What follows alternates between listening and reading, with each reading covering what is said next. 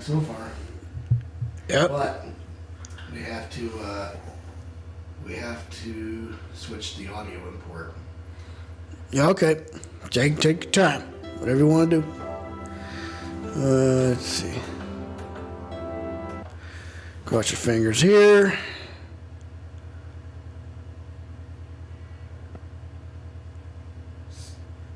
Hey-o. Day-o. Day-o. Day-o. Day-o. Okay. Let's go to the store. I know we just got started. I'm going to go ahead and cross out the viewers here. Just give a friends. Why do I have slow mode on? I don't want slow mode put on. Oh. Maybe I do. Let's see. Dark mode. Chat filters off. Pause chat. Scroll only. View chat rules. You go to each other. Just have some fun. I don't know. Maybe I've earned it. Nobody's really offering. So. All right, so though, if you're just tuning in, or those who are going to tune in after the fact, we would love some feedback. Is it too loud? Is it too soft? Can you hear us well? Do you even care? Well, most likely, it's like, oh, I don't even care. Shield mode shortcut.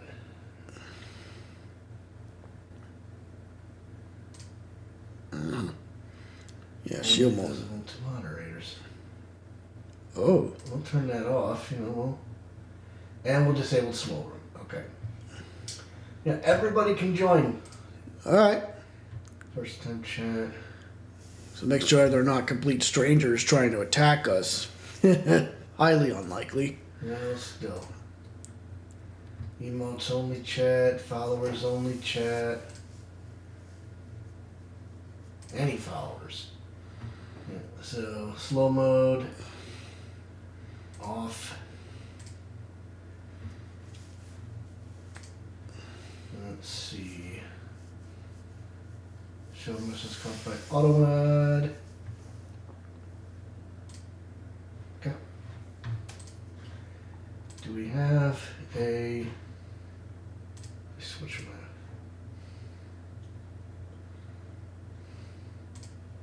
Ah.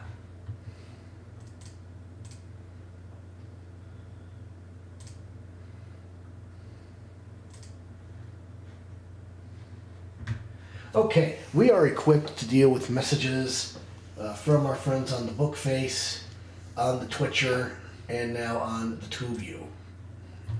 All right. So I've got all three windows open.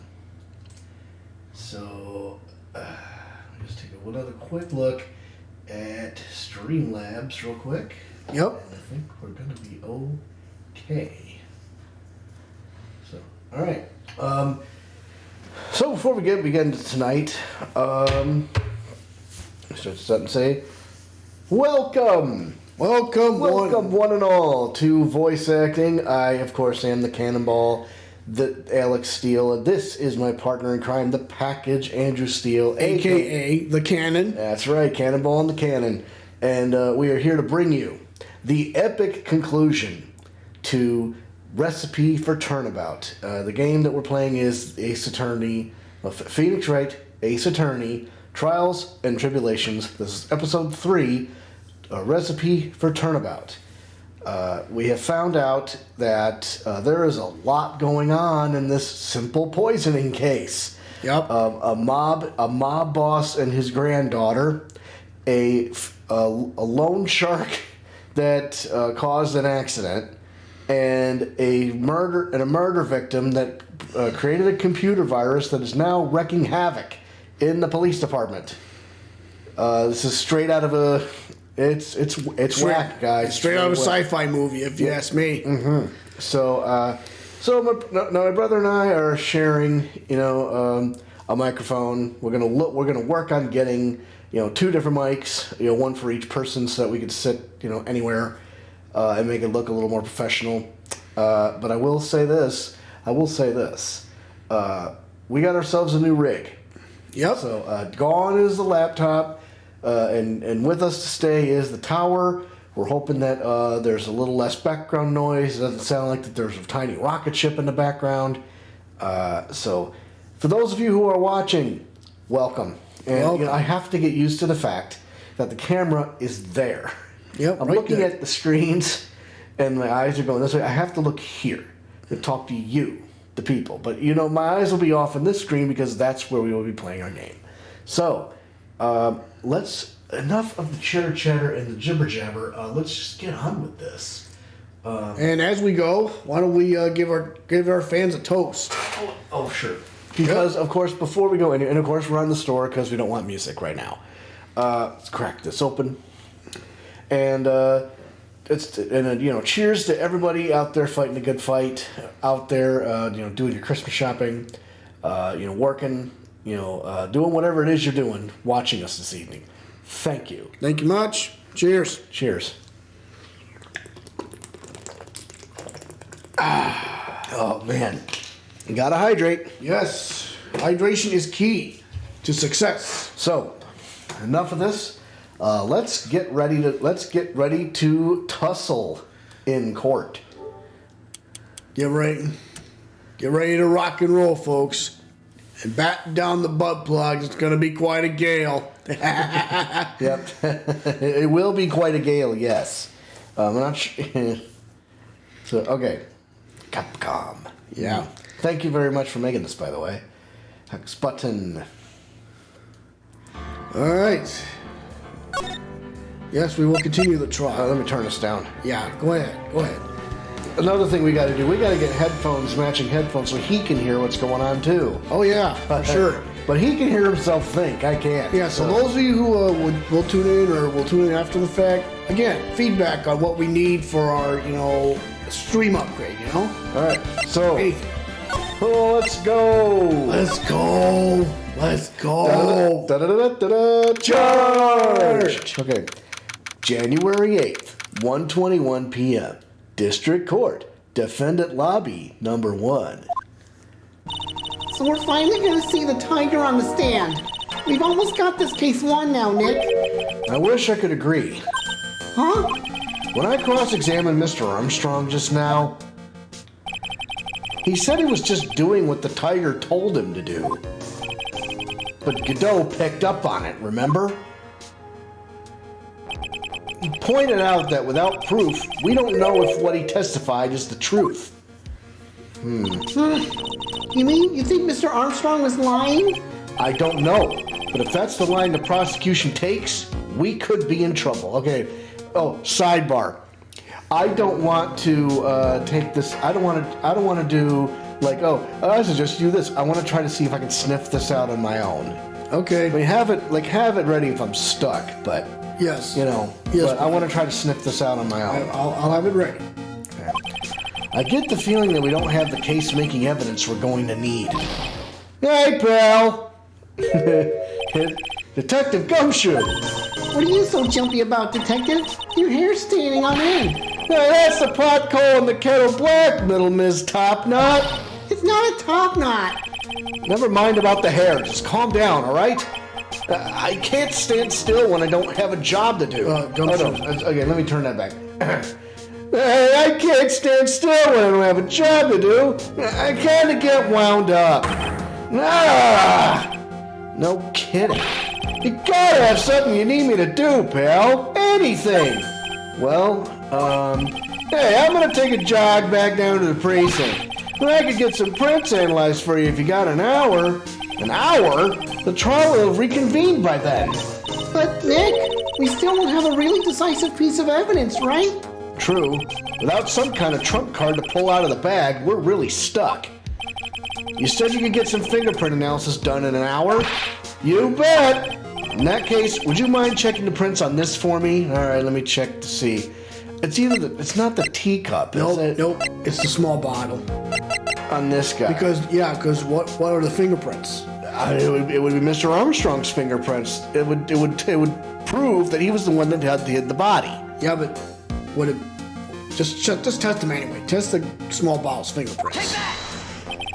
If you're going back to the station anyway, could you find out whose prints are on this?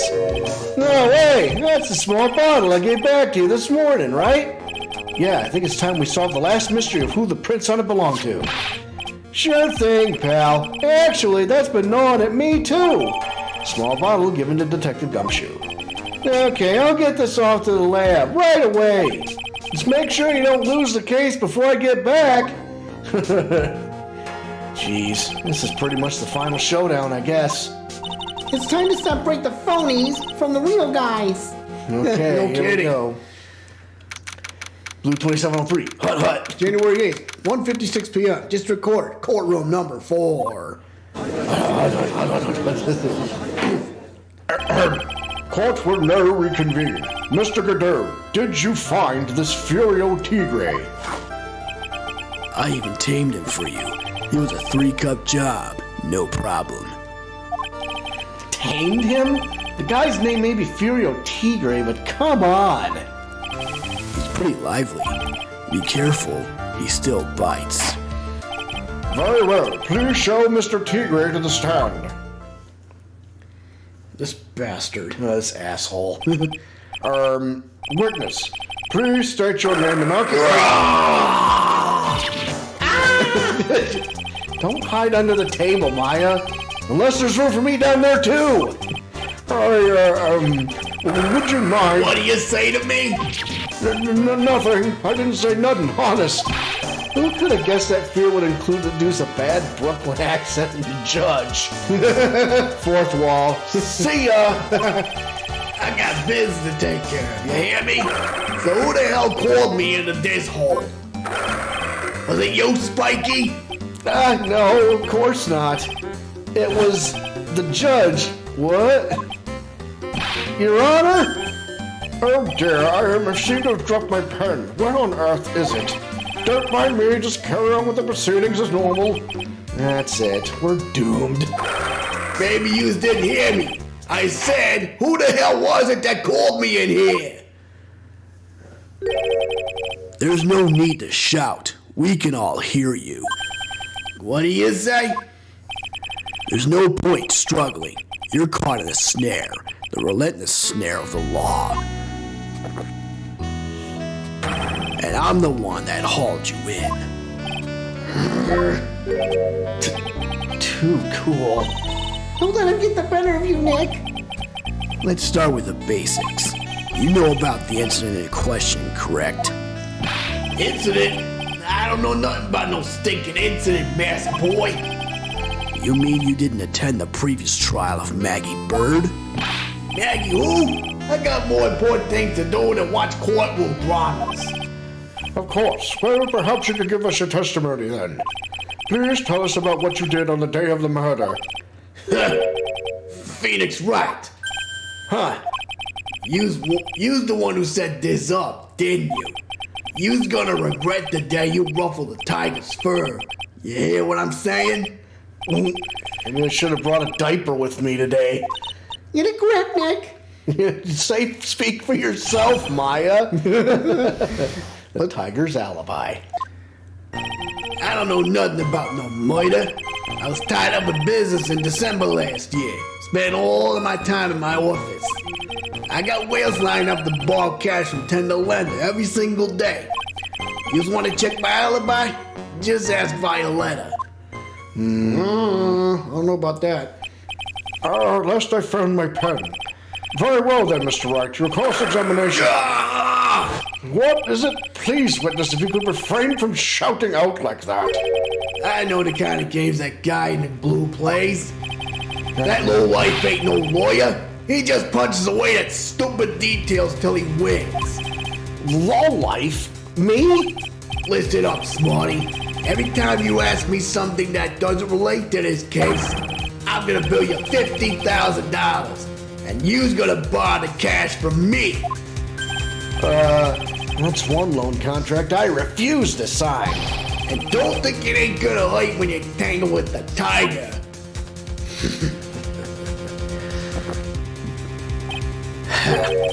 I love a good spectator sport. Just a minute. That's really not. This witness is, how can I put it? A hungry tiger roaming the urban jungle. Get on his bad side, and he'll bite everyone's head off. Yours too. Very well. I have no choice but to impose a penalty system here. You better be listening. I said I got a business to take care of. Big business. If I don't split now, I ain't gonna catch my bus. The court will impose a penalty for any irrelevant pressing of witness testimony. Keep that in mind as you begin your cross-examination, Mr. Wright.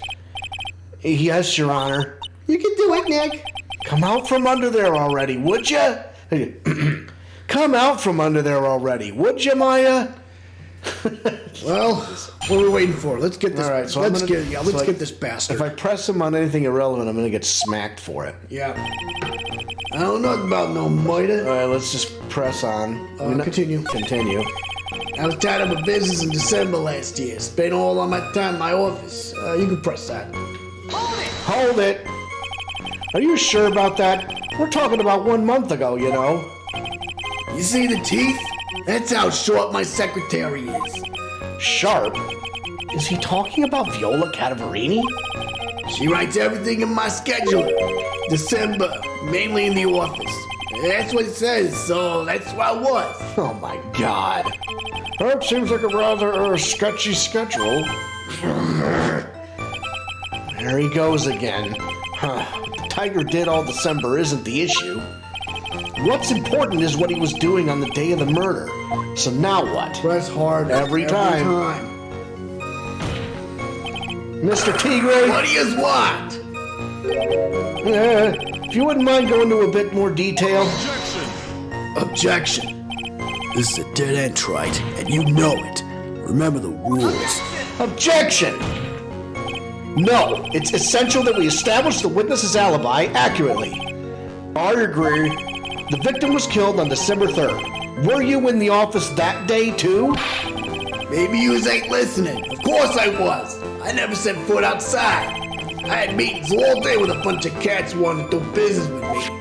I ain't never seen that young kid before. Now he's lying his ass off about that. Yep. I do believe the witness's last statement was important. Yep.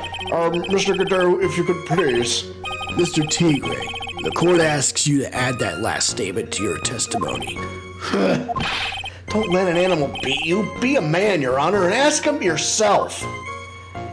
There he is talking about I was in the office too. I never saw that kid before. Now I'm going to present something. I know exactly. I know exactly what to present. Oh yeah? What's this? Yeah.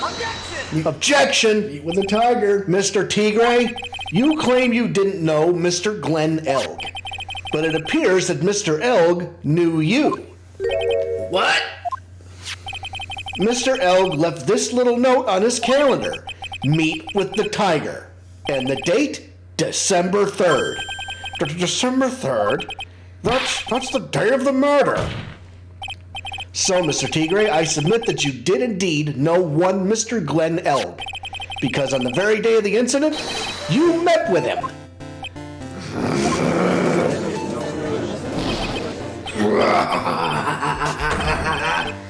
Not bad. You're actually not bad. Sorry? I was just messing with you to see how good you were. Did you hear that, Nick? He said you're not bad. That's one compliment I can do without. Plus, he's lying through his teeth. Witness, please remember that you're under oath. Lies will not be tolerated. You call me a liar? Is that what you're doing? Ruh-roh. So you're saying that your claim to have never seen that kid before is the truth? I said I'm dead serious. You better believe that's the truth. Then I'd say that gives me time to enjoy another cup of pure black magic. That is, while you testify for the court again, Mr. Tigre. Oh, yes, and would you mind indulging the court witness? He never actually met the victim? That's gotta be a lie right there. It's time I nailed this guy. Yep, let's get this bastard. The victim, Glen Elg. I ain't no liar. I never met Glen Elg. There was some lame guy with that name, though, and wanted to borrow cash from me. Oh, wait a minute. I set up a meeting with the guy at my office, Ted the Lender. I waited around for him, but he ain't never showed. Now that's a lie. I ain't never been able to that Tribulations joint. Is he? Yes, he has. Yes, of course he has. I see. That all seems perfectly logical. You had arranged to meet with the victim, but he didn't show up. I've heard it's pretty hard to keep appointments when you're dead. Very well, you may begin your cross-examination, Mr. Wright. Yes, Your Honor. Didn't I tell you I got a big deal going down today? I ain't gonna make my bus now. I'm gonna have to take the express train. That bill's going straight to you, right? Okay, got hydrate real quick. All right, so let's see here. I'm gonna try to poke my way around this. No. Ain't no lie, never met Glen Elg. So, no, let's just keep going. Yeah, keep going. Some lame guy with that name, though, wanted to borrow cash from me. Continue. Yeah. I set up a meeting with a guy at my office, Ted the Lender. Continue. Waited around for him, but he ain't never showed. Continue. Yeah, I ain't never been in that Tribulations joint. You see it? Yes, you did. Yes, you did. Tell him. Tell him, Phoenix. Now, it's either the sports paper, now the doodle is in the victim's handwriting, so that's not the proof. No, that's not the it. proof. Nope. Tribune lunch No. special. John's loan contract. Remember when you searched his ashtray? I remember that. Okay, now there's... No, keep going. No. Right there. Matches used for ad. There you go, that's right, we found his matchbook in his office. That's right. Yeah, that's... Objection. Mr. Tigre, is there something you'd like to tell the court about these matches? Matches? What are you talking about? We found them in your office at Tender Lender. They're from that restaurant. What? If you've really never been to Tribune before, what was a book of the restaurant's matches doing on your desk? You've been snooping around in my stuff now too, wise guy? What are you, my ball and chain? Ain't no broad controlling me. Order! Well, witness, I think it's time you started telling us the truth, don't you? Sorry, I'm terribly sorry, forgive me. I ain't no pussycat. I don't go back on what I said. But okay, I was at the joint that day. Well, what? Well, listen good, alright? I might have been there, but I still never met that kid. Well. Looks like an order just came in for another testimony. I'm this close to proving it was him.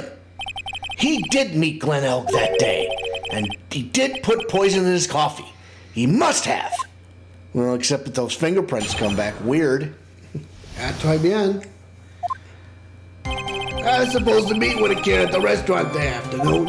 When I opened the door to the joint, I saw one ugly scene. The guy was laid out over the table, stiff as concrete. I figured if the place wasn't hot already, it was gonna be, so I split. I had the cop sirens on my way out, and I went straight back to my office. I think he's lying. Nope, he did not. I see. You didn't actually meet with him in the end, then. Well, Mr. Wright, your cross-examination, please. Yes, Your Honor. Hold it! If I wait around here any longer, I ain't even gonna make the normal express. No more stupid questions. No problem. Anytime Trite presses you on something irrelevant, I'll see he pays a penalty. But Mr. Godot, that's my job.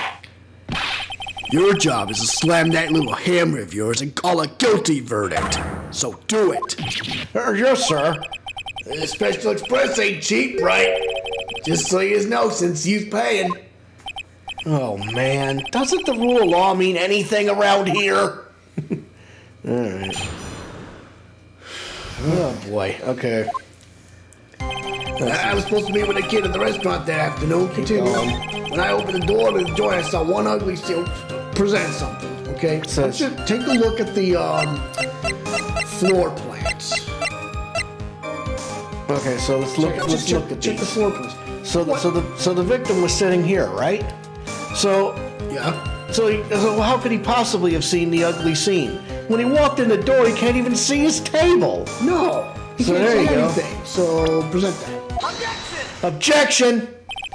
You're something of a loan collecting pro, aren't you, Mr. Tigre? No one escapes the tiger's clutches. Well, I'm something of a lie detecting pro. And no one escapes the Phoenix's clutches. I think it's time we got something straight. What's this, Trite? A new line of relevant questioning? These are the floor plans of the crime scene. You say you were standing at the entrance, Mr. Tigre. From there, your field of vision would have covered an area something like this. Indeed, the witness would have had a clear view of the victim's seat. Isn't that what he just said? I saw the back of the kid's head. No, you didn't. Unfortunately for you, that is not possible. If the court would think back, you'll remember that between each of the tables is a tall partition. Why, that's true. Now look at the plans again. The truth is painfully obvious. From the entrance, the field of vision of any customer walking in ends here. So, from the entrance of Tribulations, you couldn't have seen the victim's seat. But you did see the victim that day because you met with him. Objection. Wrong. Have you forgotten the old man's testimony yesterday? The victim was alone at his table. Objection! But the defense just proved that point to be moot. The victim, witnessed by Mr. Kudo, was not Glen Elg, but a fake. What? In order to have Mr. Kudo falsely testify, the real killer posed as the victim he had just killed and acted out a charade. That will do. This trial has gone on long enough without the obvious question being answered. Who exactly was this real killer who impersonated the victim? You say the killer murdered Glen Elg, and then impersonated his victim in a performance for Victor Kudo. In that case, Mr. Wright, reveal the identity of this criminal to the court. I would be delighted, Yep. Your Honor. Hit him. Obviously, the killer is Furio Tigre. No one else could have done it. What? Well, witness? Now that's cute. You think you can pin this on the tiger? Maybe you don't understand. The tiger is king of the jungle. So I dare you to say it again. Come on, you got the guts. You can't threaten me, Mr. Tigre. It's the defense. Go ahead and tell the witness, Mr. Wright. Mr. Wright! Sounds to me like it must be you, old man. You've got guts, I'll give you that. Mr. Wright, do not leave me to handle this alone. Perhaps I can end this embarrassment. Mr. Godot! Let's just go back over Mr. Kudo's testimony one more time. The old man didn't see the victim. Oh, no. Servant girl brought him a cappuccino. She put something in it. There's no question about it. She very conspicuously put some white powder in there. Was the victim he saw the real victim or not? That doesn't matter. The fact remains, he saw the accused put the poison into the coffee. Yes, it was the waitress who poisoned the coffee. Objection! Very impressive, Mr. Godot. Waiting for my absence to launch your attack. Found your pen at last, Trite? It was in my pocket. But anyway, Mr. Kudo witnessed two people that day. He saw the victim, the supposed Mr. Glen Elg, and the waitress from behind. Yes, your point, Mr. Wright. I think the conclusion is obvious. If this Glen Elg was really the killer in disguise, then surely it's possible the waitress was also part of the show. What? You mean the waitress was an imposter as well? The defendant, Miss Bird, fell unconscious immediately after the incident. and someone used her fainting to hatch an elaborate plan to pin the murder on her. Who on earth was it? Who was this waitress and Mr. Cudo witness? I know. I would love to show you. 3, 2, 1. Take that! Who is this woman? Her name is Viola Cadaverini. She's an employee of Tender Lender. You's making a big mistake. You know who Violetta's grandfather is? You better be going home in an armored truck tonight, if you know what I mean. Stop shaking, Nick. Well, where was I? Yes, the defendant, Ms. Bird, has stated the following. Well, when I took the coffee over to the victim's table, it's true there was another customer in the restaurant. She was sort of creepy, and she had a kind of cackling laugh.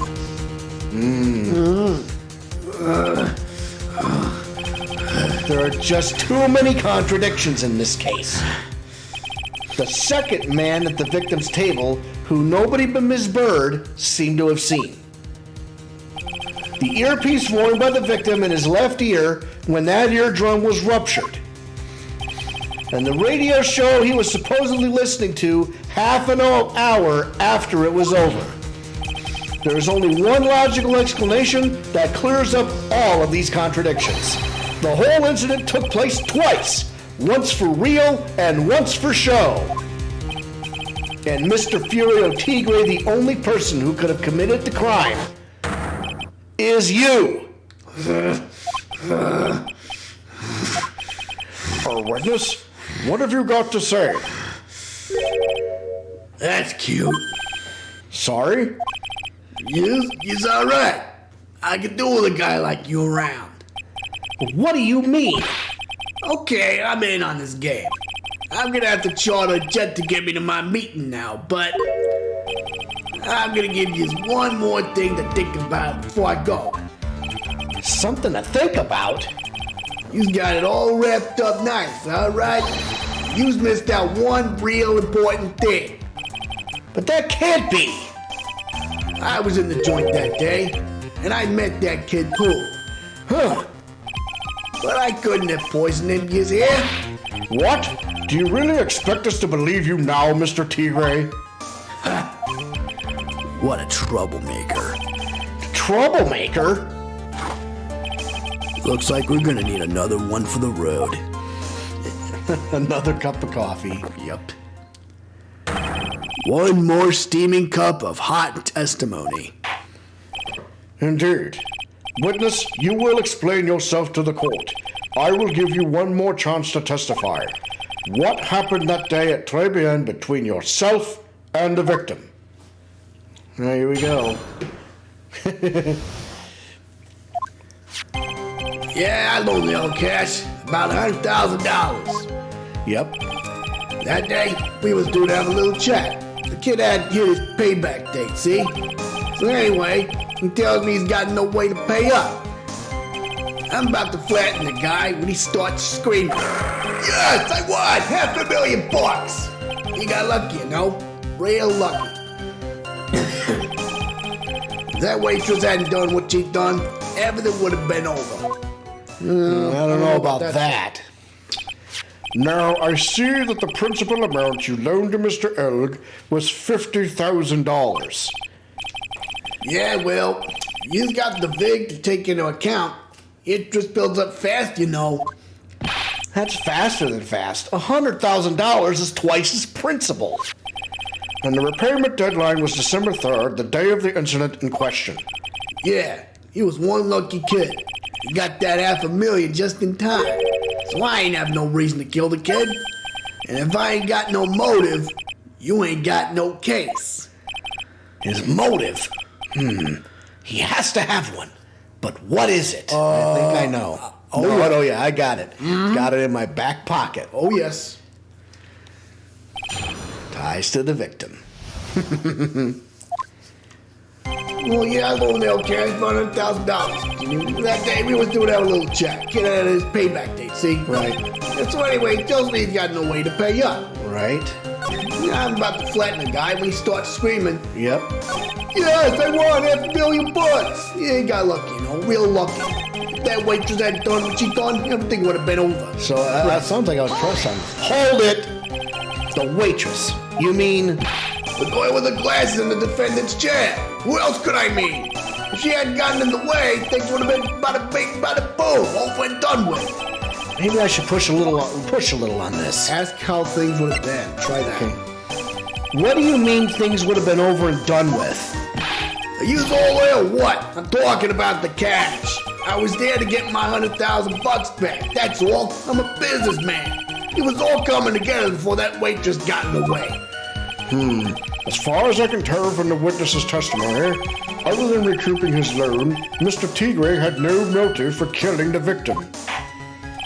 Witness, you will amend your testimony to reflect what you just said. The Tiger's motive, huh? I was after the $100,000. I didn't have no other reason to kill the guy. Yes, you did. I think you did, and I think the reason is... Okay, it's either this... Nope. Or it's this. See, you sell that to the black market, right? Right, that's what I'm thinking. Yes. Objection! So you just intended to get back the $100,000 Mr. Elg owed you, correct? I loaned the guy the cash, so that's my right. Unfortunately for Mr. Elg, I don't believe the $100,000 is what you were really after. Objection. What are you getting at, Trite? What else would a moneylender be other than money? Oh, the moneylender was after money, but money in a totally different league. The kind of money that a single disc like this would fetch. What is that? A computer virus, Your Honor. A virus called MC Bomber. A computer virus? What does one of those do? A computer virus is a program that wreaks havoc on the insides of a computer. Wrecks.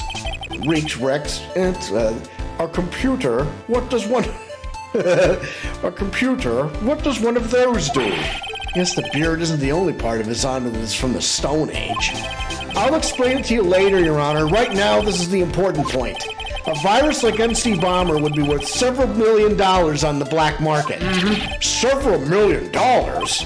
Lending money with no hope of ever seeing repayment would normally be bad for business. But in this case, the very fact that Glen Elg had no way to repay the money is crucial. What? Glen Elg was a programmer, a highly skilled programmer. That skill was the collateral Mr. Elg put up in order to borrow the money. Objection. You're trying to suggest the witness's motive was to get hold of that program? Exactly. So we need evidence now. The witness may have poor fashion sense, but he is by no means an idiot, right? A man like him could get his hands on $1 million without resorting to murder. Of course he could, provided that he had time. But what if he had needed the money right then? When the pressure's on, the luxury of choice tends to disappear. It seems you have a logical conclusion for this theory, Mr. Wright. Would you care to share it with us? Why did Mr. Tigre need money to the tune of $1 million? Oh, yeah. Everybody clap your hands. In December of last year, you found yourself in need of a huge amount of money. About 6 months ago, you were involved in a traffic accident, weren't you? An accident involving a car and a scooter in which a young woman was injured. She was taken to the hospital where she underwent surgery. How much of this do you know? These medical papers document the treatment of the young woman in question. According to these, her operation cost $1 million. And yet, when the payment was due last month, you somehow managed to pay it in full. $1 million? A preposterous sum. Someone should sue those HMOs. No one would pay a bill like that. If the medical association got wind of it, the hospital would end up as dead as a morgue. But Mr. Tigre had no choice but to pay, because his very life depended on it.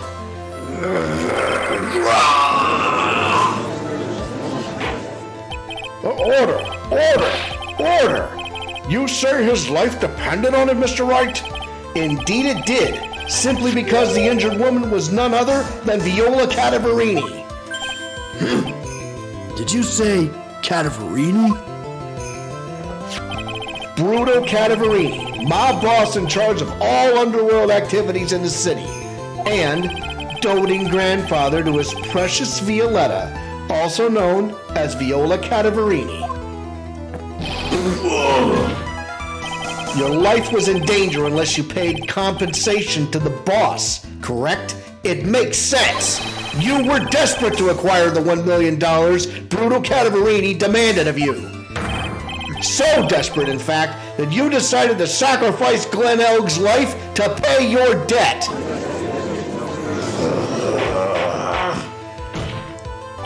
On the day of the murder, Mr. Tigre's sole intention was to get his hands on this CD.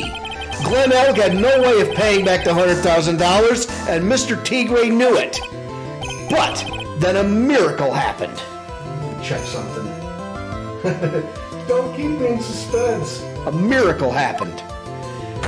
The kind of Mr. Tigre would prefer to say never happened, but he can't, and neither can I. The lottery win? Exactly. At the 11th hour, Mr. Elg won $500,000 on the lottery, which left Mr. Tigre with no way of getting his hands on the all-important CD. At least, no legitimate way. Oh boy. It's all coming together, isn't it? So he resorted to illegitimate means. That's crazy. He murdered Glen Elg and then made his next move, to frame Maggie Bird for the crime. Mr. Tigre posed as Glen Elg, while Viola Cadaverini played the role of Ms. Bird. And then they reenacted the whole thing in order to establish a witness. The witness being the one we all heard testify yesterday, Mr. Victor Kudo. Objection. Like I said, Wright, that's crazy. No one could pull off a stunt like that. For starters, there's no way the chef could have been kept in the dark about it. Objection! But Mr. Armstrong was in on it from the very beginning. Have you forgotten already, Mr. Godot? Mr. Armstrong owed the witness money too. $500,000, in fact. He had no choice but to go along with Mr. Tigre's plan.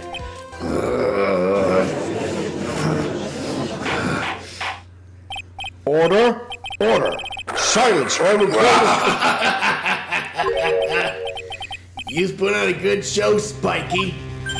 If you just want to stay alive in the loan shark business, you gotta be careful. You saying I dressed up like that kid, created a witness and framed someone? If I did something crazy like that, I'd leave a trail as bright as my shirt. I ain't dumb enough to do something sloppy like that. I agree. You do? Despite your appearance, you are very careful. That's why you took one more precaution. One more trick to make sure Ms. Bird had no way out. Uh-oh. What? Another one, Mr. Wright. Interesting. Why don't you fill us all in, Trite? What was this trick you say Mr. Tigre performed to frame the accused? All right, well, let me see here. Is it a piece of evidence or is it a profile? It's a piece of evidence. All right, let's see here. We got the bill here. We got the millionaire radio flyer. No, he dressed up as Phoenix Wright. Yes, he did. That's the whole reason this case got started. What on earth is that? What an insult to think anyone could be fooled by such a childish imitation. Consider yourself insulted, Your Honor. Mr. Tigre, you didn't just pose as the victim on the day in question. A month ago, in this very court, you posed as me. What? That's the truth. What? The witness looks nothing like you, Mr. Wright. Although, now that I think about it, it was you, wasn't it? No doubt it was you, standing in here this very court a mere month ago. The Phoenix Wright who put up the most disreputable, shabby defense I had ever seen.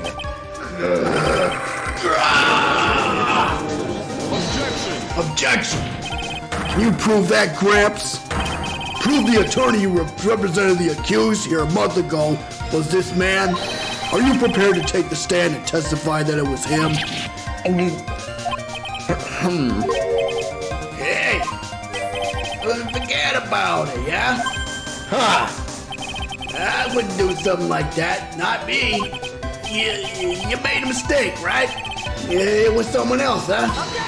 Objection! Have you no pride, sir? Objection! We're really close. This isn't a matter of pride. In case you didn't know, Trite, here in court, we deal with people's lives. Mr. Godot is right. Your Honor, speaking for myself, I am absolutely convinced. The attorney in question was the witness standing before me now. However, I preside over this court as the judge, with the vested power to hand down a verdict. Someone in my position cannot be swayed by a memory without evidence to support it. No! That's what we're waiting on. If the defense has no further evidence, the court will now excuse the witness. The circumstances surrounding Mr. Tigre are dubious for sure, but not conclusive. But we've come so far. You say he impersonated Glen Elg. You say he impersonated you. But none of that adds up to a murder charge. You don't have a shred of evidence that the witness poisoned the victim's coffee. No!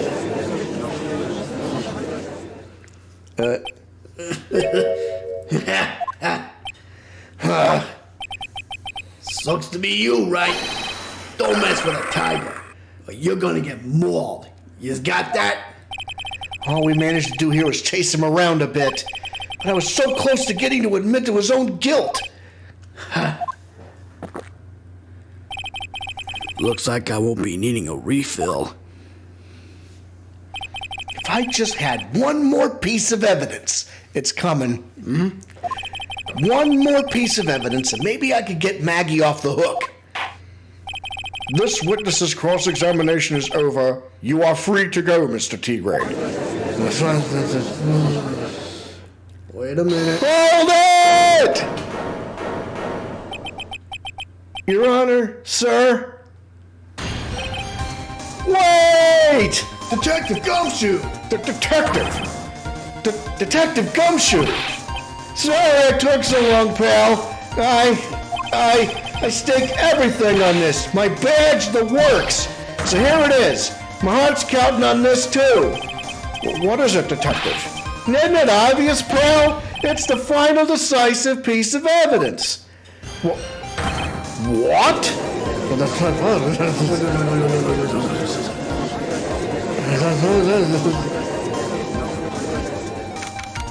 January 8th, 2:48 p.m., District Court, Defendant Lobby, number 1. Sorry it took so long, pal, but I finally got the results from the lab.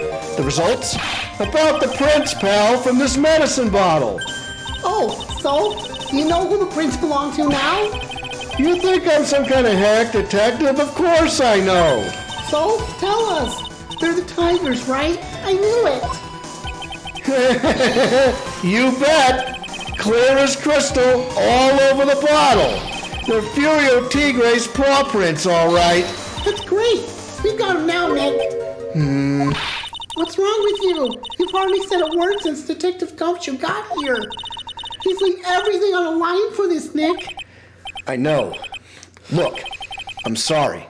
It's kind of hard to say, but it really doesn't make any difference whose prints are on that bottle now. Huh? What? Why not? What we need to produce at this stage in the trial is irrefutable evidence that the tiger put poison in Glen Elg's coffee. He's already admitted that he met the victim. The fact that his prints are on this bottle, that really doesn't make any difference now.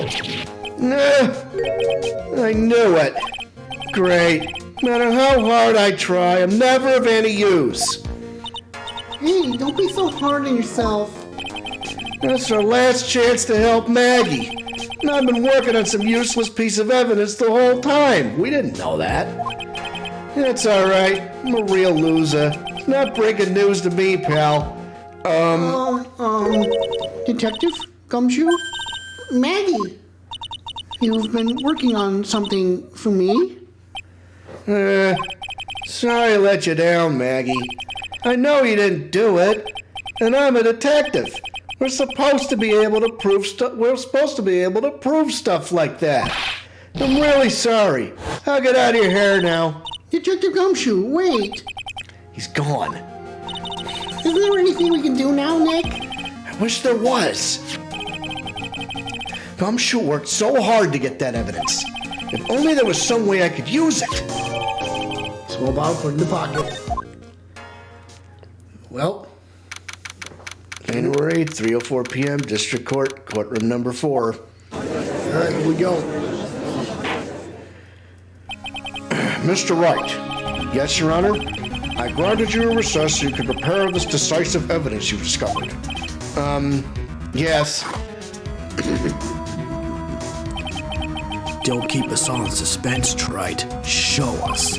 Naturally, we can assume it's evidence that will actually stand up in court, can't we? Think, Phoenix. Don't let Gumshoe's hard work go to waste. How much more of my time you think is gonna waste? I ain't been in a court before. You lawyers sure know how to blow things out of proportion. No doubt, given the nature of the evidence, it will speak for itself. Nevertheless, you will talk us through it, Mr. Wright. Well, I know I can't prove anything new with this evidence. I'm really backed into a corner here. But maybe if he thinks he's got me beat, he'll let his guard down a bit. Don't keep us waiting any longer, Mr. Wright. Present this final, decisive piece of evidence to the court. And it's the bottle, right? Okay, let's go. This is the defense's final piece of evidence. Isn't that the victim's... Your Honor, naturally, the court is already aware of the contents of this bottle. However, interesting new information has come to light. We have clearly identified some fingerprints on it. Fingerprints belonging to you, Mr. Tigre. What? But Mr. Wright, what conclusion are you hoping to draw from this new information? Everyone in here knows what this bottle contains, except one man. One person in this courtroom should theoretically be in the dark. Yo, my prints are on that dainty little bottle? Is that what you're saying? Well, what the hell's in it anyway? Now this is where you bluff. A phony trial, a phony lawyer, and phony clues. Everything about this case has been phony. Seems like the perfect excuse for some phony evidence. Mr. Tigre, this is the decisive piece of evidence that will prove your guilt. Why? Because it contains potassium cyanide. This bottle contains potassium cyanide. Potassium cyanide? The poison used to murder Mr. Elg, Your Honor. The victim's killer used this very bottle. And on this bottle, Mr. Tigre, we found your fingerprints. Well, how do you explain that?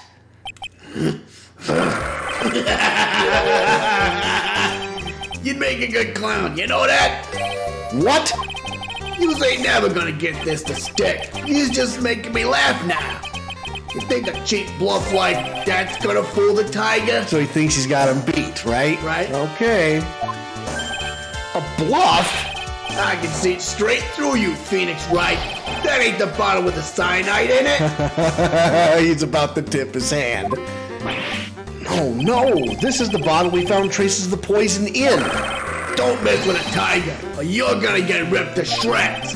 The cyanide bottle was brown, and it was made of glass. How does he know that? That cheap piece of trash don't look nothing like it.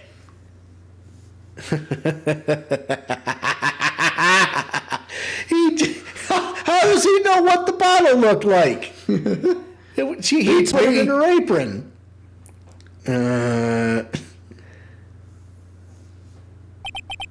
Got him. At last. What? Why is everyone gone quiet? I said that bottle. Is this the bottle you're referring to? Ding, ding, ding, ding, ding. Yeah, that's it. That's the bottle the cyanide was in. But you ain't gonna find my prints on that bottle. Don't let that cozy-looking suit fool you, people. That lawyer's just playing games. Tell him, Mr. Prosecutor. Tell that guy where to go. You still haven't figured it out? Don't you realize what you just said? What I said? What did I just say? You were summoned to this court for the first time earlier today. If you really had nothing to do with the murder, you shouldn't have known all the little details.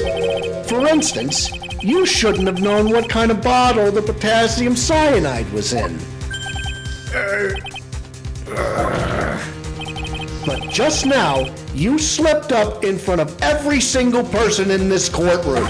You described the exact bottle used by the killer to hold the poison. You don't know who he's messing with. I'm the Tiger. I control millions of dollars on the black market. You think I'm gonna let some jumped up suit get the better of me? Sure, the last piece of evidence was phony. But that's just what you deserve. The phony trial with a phony lawyer, it was all played out by you, the biggest phony of all.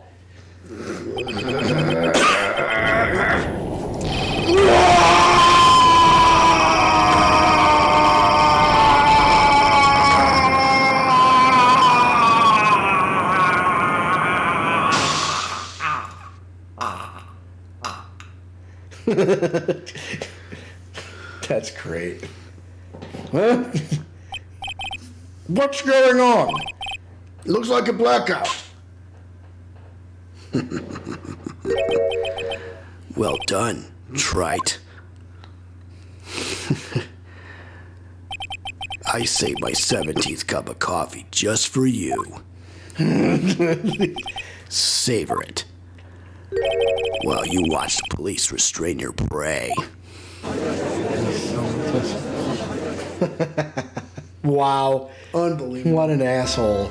Yep. I'm so happy about this. Mr. Wright, you caught a tiger by his toe, but if this one hollers, he won't be let go. Now then, how are things going with Mr. Tigre, Mr. Godot? He's being arrested on suspicion of the murder of Glen Elg, Your Honor. Fortunately for us, we managed to rectify a very grave error. Ms. Bird was found guilty in the absence of a genuine defense attorney. Yes, she was. And in the absence of genuine evidence, but the tiger made one mistake. Indeed. He very nearly got away with everything, if it wasn't for that one slip of the tongue. Furio Tigre is a truly frightening criminal. The truly frightening one is that defense attorney over there. Godot. Well, I am now in a position to deliver my verdict. This court finds the defendant, Maggie Bird, Say with us, not guilty!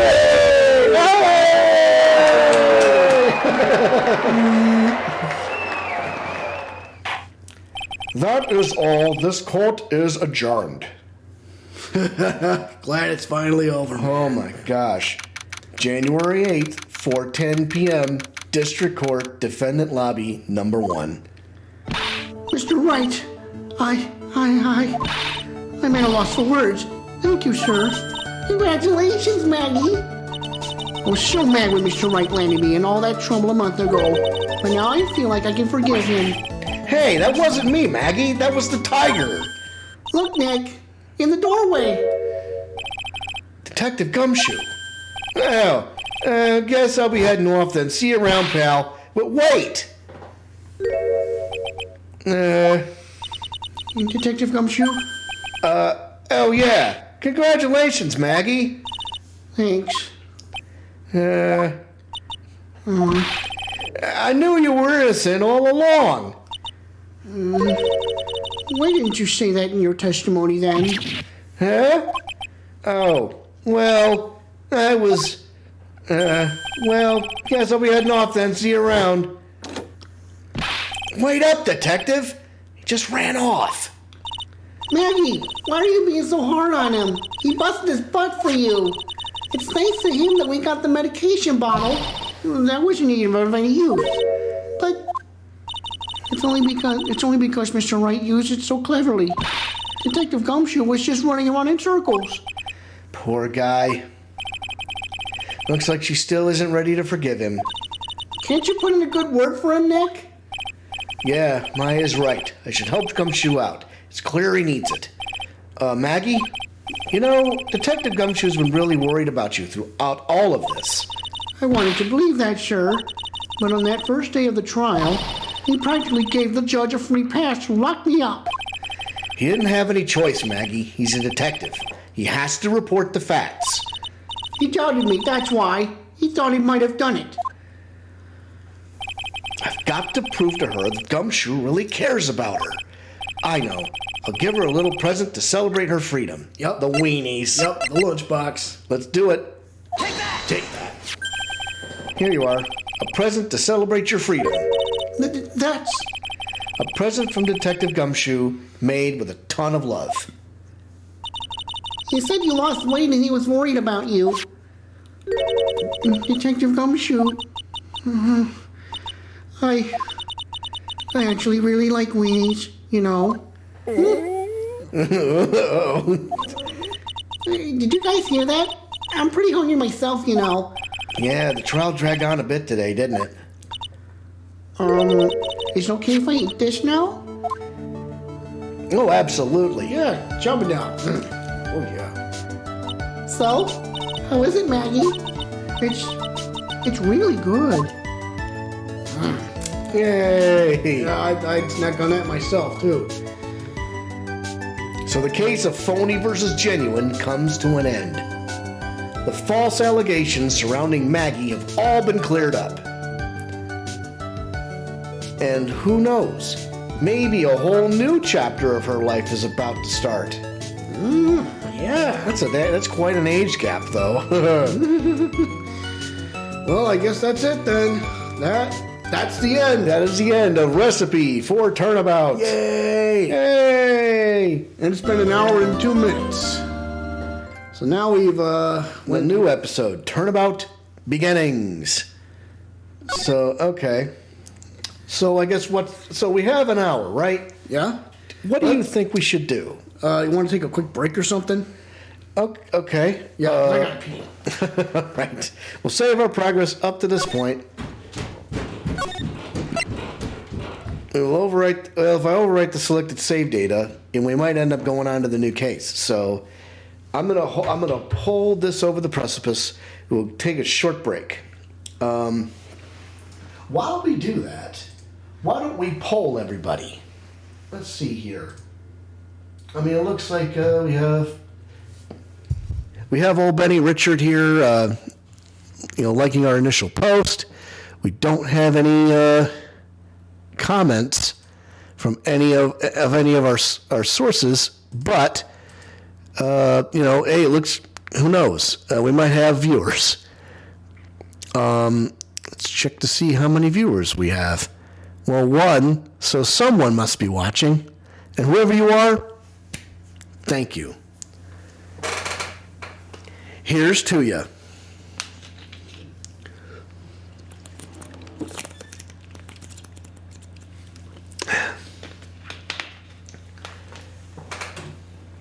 So, folks, what do you think of the new setup? What do you think about the series? What do you think about the performances here? What do you guys think? Even if you're watching this after the fact, please comment on YouTube. Please comment on Facebook. Please comment on Twitch. Just give us some thought. Oh, okay. So, all right. So, we're back from our little quick break. We didn't even switch screens. So, I'm going to go ahead and overwrite the select save data because we might go straight into the next episode, and it may be short enough that we'll pull it off, and it's for you to enjoy. Yep. So, let's go. Buckle up, boneheads. We about to go on a ride down memory lane. So, all right, yep. So we're ready for episode 4, Turnabout, Beginnings. Grab some popcorn and enjoy yourself. Sit back, folks. The The girl, let her go. Uh-oh. The hell?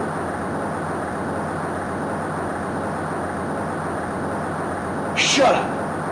Come closer, and I'll kill her. Sorry, but you're not going to get the chance. Bang. Uh-oh. What the Whoa. hell? What was that? Oh, God. Who died? Well, I don't know. Was it the guy that kidnapped the girl? I don't know. Oh, boy. I'm reading through the file of an old court case. It was the first case of my longtime mentor, Mia Fey. Fugitive data. Let's see. Name, Terry Falls. Charge, kidnapping, murder. Sentence, death penalty. Oh, boy. Yikes. After escaping, Falls met with and then murdered Sergeant Valerie Hawthorne, recaptured on Eagle Mountain about 8 hours after his escape. Her very first client was a death row inmate who had recently broken out of prison. That was a whole year before Mia and I ever met.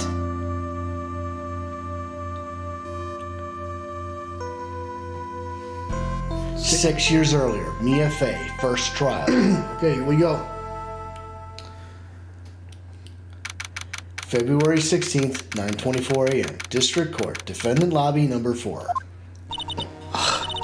I'm so nervous. I feel like I'm going to die. I never should have accepted this case. Good morning. Don't be so jumpy, Mia. I didn't do nothing. I swear, I didn't kill nobody.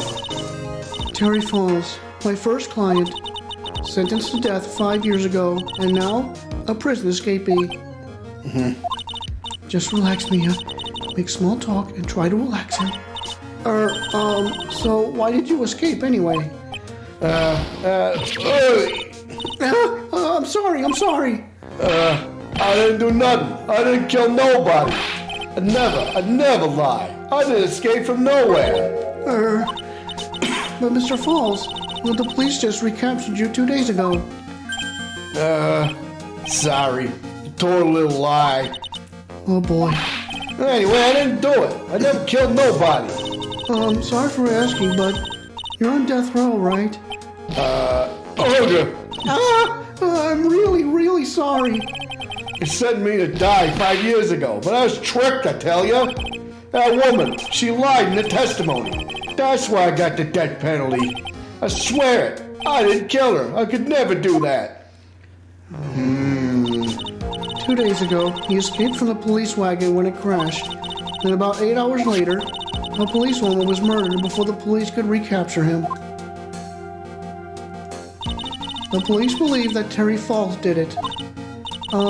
After you escaped, did you meet a policewoman? Yeah, I did. She's the reason I escaped. So that much is true. You did meet with the victim. I didn't kill her. She was alive when I left. She was alive. It is true. I can trust him, right? I mean, I should. You're not gonna figure out the truth just by just staring at the guy. Why are you here? I came to see how our little kitten was doing all alone in the big, scary lion's den. I thought maybe you'd like someone to play with. Where's Mr. Ghostbird? That old man is probably still in bed. I bet he's clutching an empty bottle and mumbling in his sleep. Aren't I good enough? After all, it's me, Diego Armando. I didn't say. So, Diego Armando, the finest attorney at Grossberg Law Offices, is here for me? No. You got it all wrong. Today, you're the finest. After all, it took an amazing amount of guts to take this case. Imagine, an escaped death row convict for a first client. Yeah, thanks. Sure wish I could get out of it, though. Relax. I just heard some good news. The prosecutor for today is fresh out of his diapers as well. Really? However, unlike a certain somebody who I won't mention, he's earned a reputation as a genius since beginning his law career. Genius? Well, it's about time you head in, kitten. Sharpen those claws of yours. It's go time. Such pain. The solitary confinement cell for the condemned must be the world's loneliest place. And that's what my client ran away from. Every other lawyer gave up on him, but not me.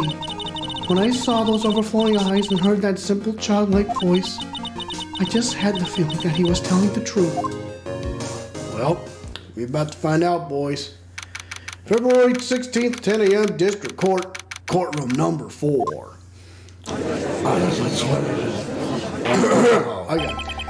Court is now in session for the trial of Terry Falls.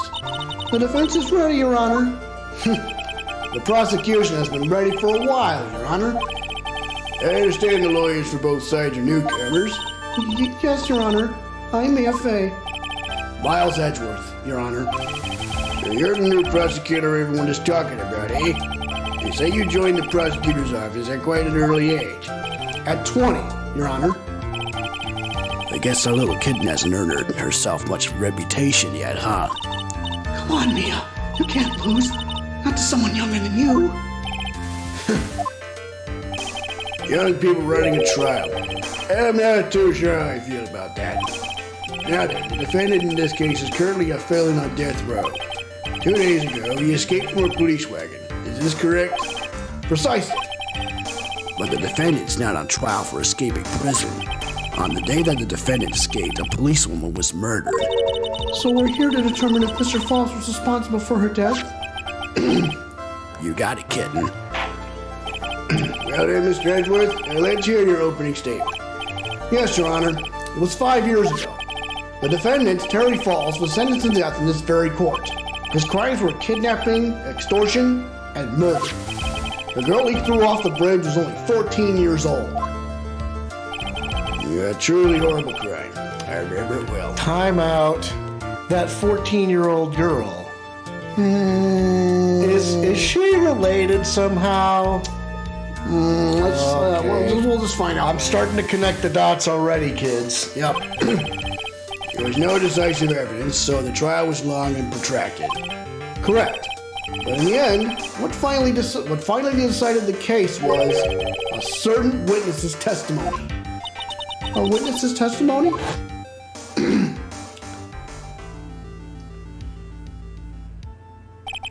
The testimony of Detective Valerie Hawthorne, the person who confronted this criminal.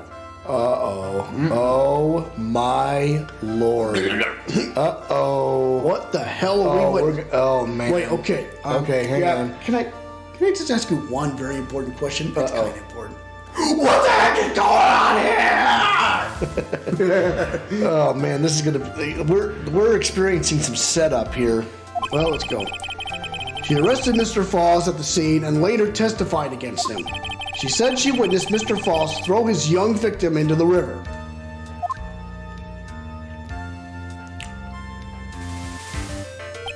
For those who are not aware, Eagle River is well known for its powerful current. Most bodies that fall in are never recovered. So Miss Hawthorne's testimony was the one that put him away? The policewoman you just mentioned, that wouldn't be Exactly. The victim. The same woman that was killed 2 days ago. Why didn't we see that before? Police Sergeant Valerie Hawthorne. Oh my god.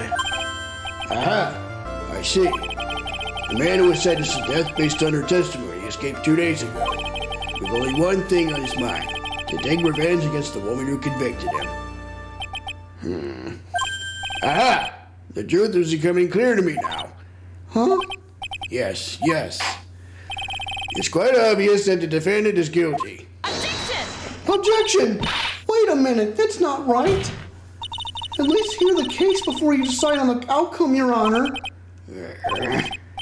Watch yourself, Miss Fay. I'm not sure I care for your word choice or your tone of voice. Hey, that kind of rhymes. Young people these days simply don't know how to respect their elders. Why, you're even younger than me, you hypocrite! Now then, Mr. Edgeworth, please call your first witness. I call the detective who was in charge of the initial investigation of this case. Oh, look who that is. Boy. Gumshoe again. Witness, state your name and occupation. Gumshoe. Dick Gumshoe. I'm the homicide detective in charge of the case, sir.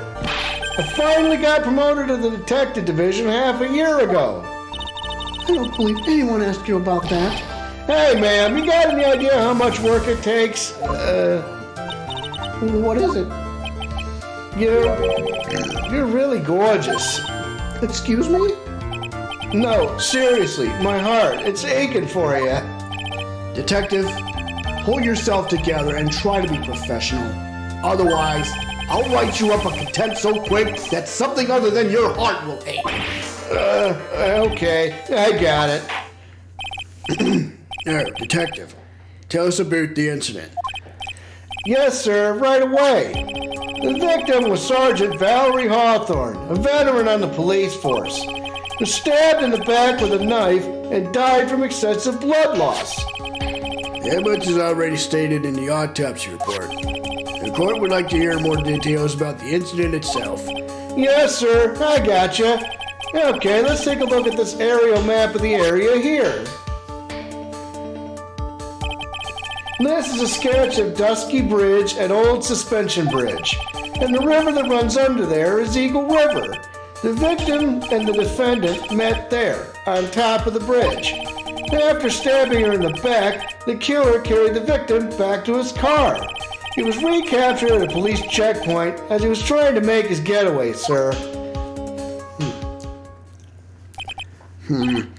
I see. Dusky Bridge map added to the court record. Why is this somehow okay? Just keep going. Reminiscent of like another case in a future game. Was the victim's blood found on the bridge? The victim, Sergeant Valerie Hawthorne, was wearing a thick coat, sir. Unfortunately, no traces of blood were found on the bridge. Mr. Edgeworth, I warn you that I absolutely despise conjecture. There was no blood on the bridge, and you have no proof that they even met there. Your Honor, if you would listen to the testimony we have prepared, I'm sure you'll be convinced. The two of them most certainly did meet on the bridge that day.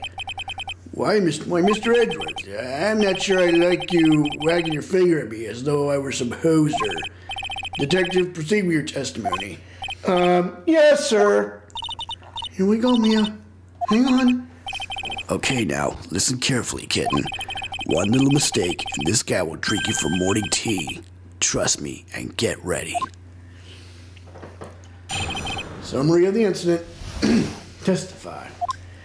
On the day of the incident, an unknown person phoned the sergeant and asked to meet. Sergeant Hawthorne went to Dusky Bridge at the designated time and met with Mr. Falls. And that's where she was brutally murdered, sir. The criminal stuffed her body into his car trunk and tried to make a getaway. Mr. Falls was arrested as a police checkpoint we set up at the base of the mountain. Okay. Well, you certainly have established the importance of the bridge. Naturally. Now, would the defense please hurry up and proceed with the cross-examination? Yes, Your Honor. Cross-examination. Coming right up. Hey, settle down there, kitten. If you keep trembling like that, you're gonna make me spill my coffee. I'm not trembling. It's just cold in here. The courtroom can be a cold battlefield, all right, especially for a beginner. I don't need you to worry about me. I mean, the defendant, the witness, everyone's a beginner in here. You got me there. Now, But maybe you should keep your claws out and show them what you got, kitten. It's okay, Mia. Stay calm. Just remember those court procedure videos you stayed up all night last night watching. Okay, what the hell? Summary of the incident. Alright. On the day of the incident, an unknown person phoned the sergeant and asked to meet. Press 1. Hold it! This unknown person, you have no idea who it might be, right? Sorry, but I'm afraid I do. What? The one who called Sergeant Hawthorne was the defendant, Terry Falls. What? The defendant? The defendant called her? Sergeant Hawthorne was a very thorough person, sir. She left a note about her phone call with Mr. Falls. A note? Yeah, a top secret memo that she left in her desk. Victim's note and the court record. According to this note, it seems the one who called her to the bridge was indeed the defendant, Terry Falls. What bright idea was it to keep that note from me? Looks like the judge is even more sure of his verdict now. Let me just take a quick look and see it. Okay. February 14th, 1:21 p.m., Falls, 4:30 p.m. at that bridge. Wear white scarf for identification. Talk to Dahlia. Tell her this time the whole truth must come out. Dahlia? Who is Dahlia? That can't be that. That can't be that person from the very first case, can it? What? All right, let's I don't keep going. know. I just don't know. Listen up. Never ask a question if you don't already know the answer. It's that detective's fault. He's the one that said unknown person. No, now, don't make that face at me. I just said it that way because the prosecutor told me to. Was that a trap? With that cute face, I didn't expect him to be so sneaky. Sergeant Hawthorne went to Dusky Bridge at the designated time and met with Mr. Falls. Continue. And that's where she was brutally murdered, sir. Continue. The criminal stuffed her body into his car trunk and tried to make a getaway. More information on that, if you please. Hold it. Mr. Falls in a car then? Well, that bridge is way up in the mountains, ma'am. The defendant and the victim both went up there by car. I mean, how else, right? What? You mean the defendant drove his own car? No, of course not. It was stolen. He stole it from a young couple that had been waiting at a red light. Car thieves. I'm not sure how I feel about car thieves. Is this guy sure about how he feels about anything? There's a photo of the stolen car's trunk. Oh boy. Naturally, that's the body of Valerie Hawthorne in there. Why is there no blood? I don't know. Whoa. That doesn't look too comfortable. Time for that report record. The victim, she was stabbed in the back, correct? Yeah. For some reason, men always seem to get stabbed in the back. We're talking about a woman here. You can't tell from this photo, but the knife was stuck in her back, nice and firm. The condition of the body when it was discovered is very important information. Detective, was there anything strange or noteworthy in the trunk of the car? Here's a photo of the trunk. But I don't see anything strange, do you? Anyway, I do. Yeah? What would I present? What about that note? Remember when you read the note? Yep. Objection! Witness!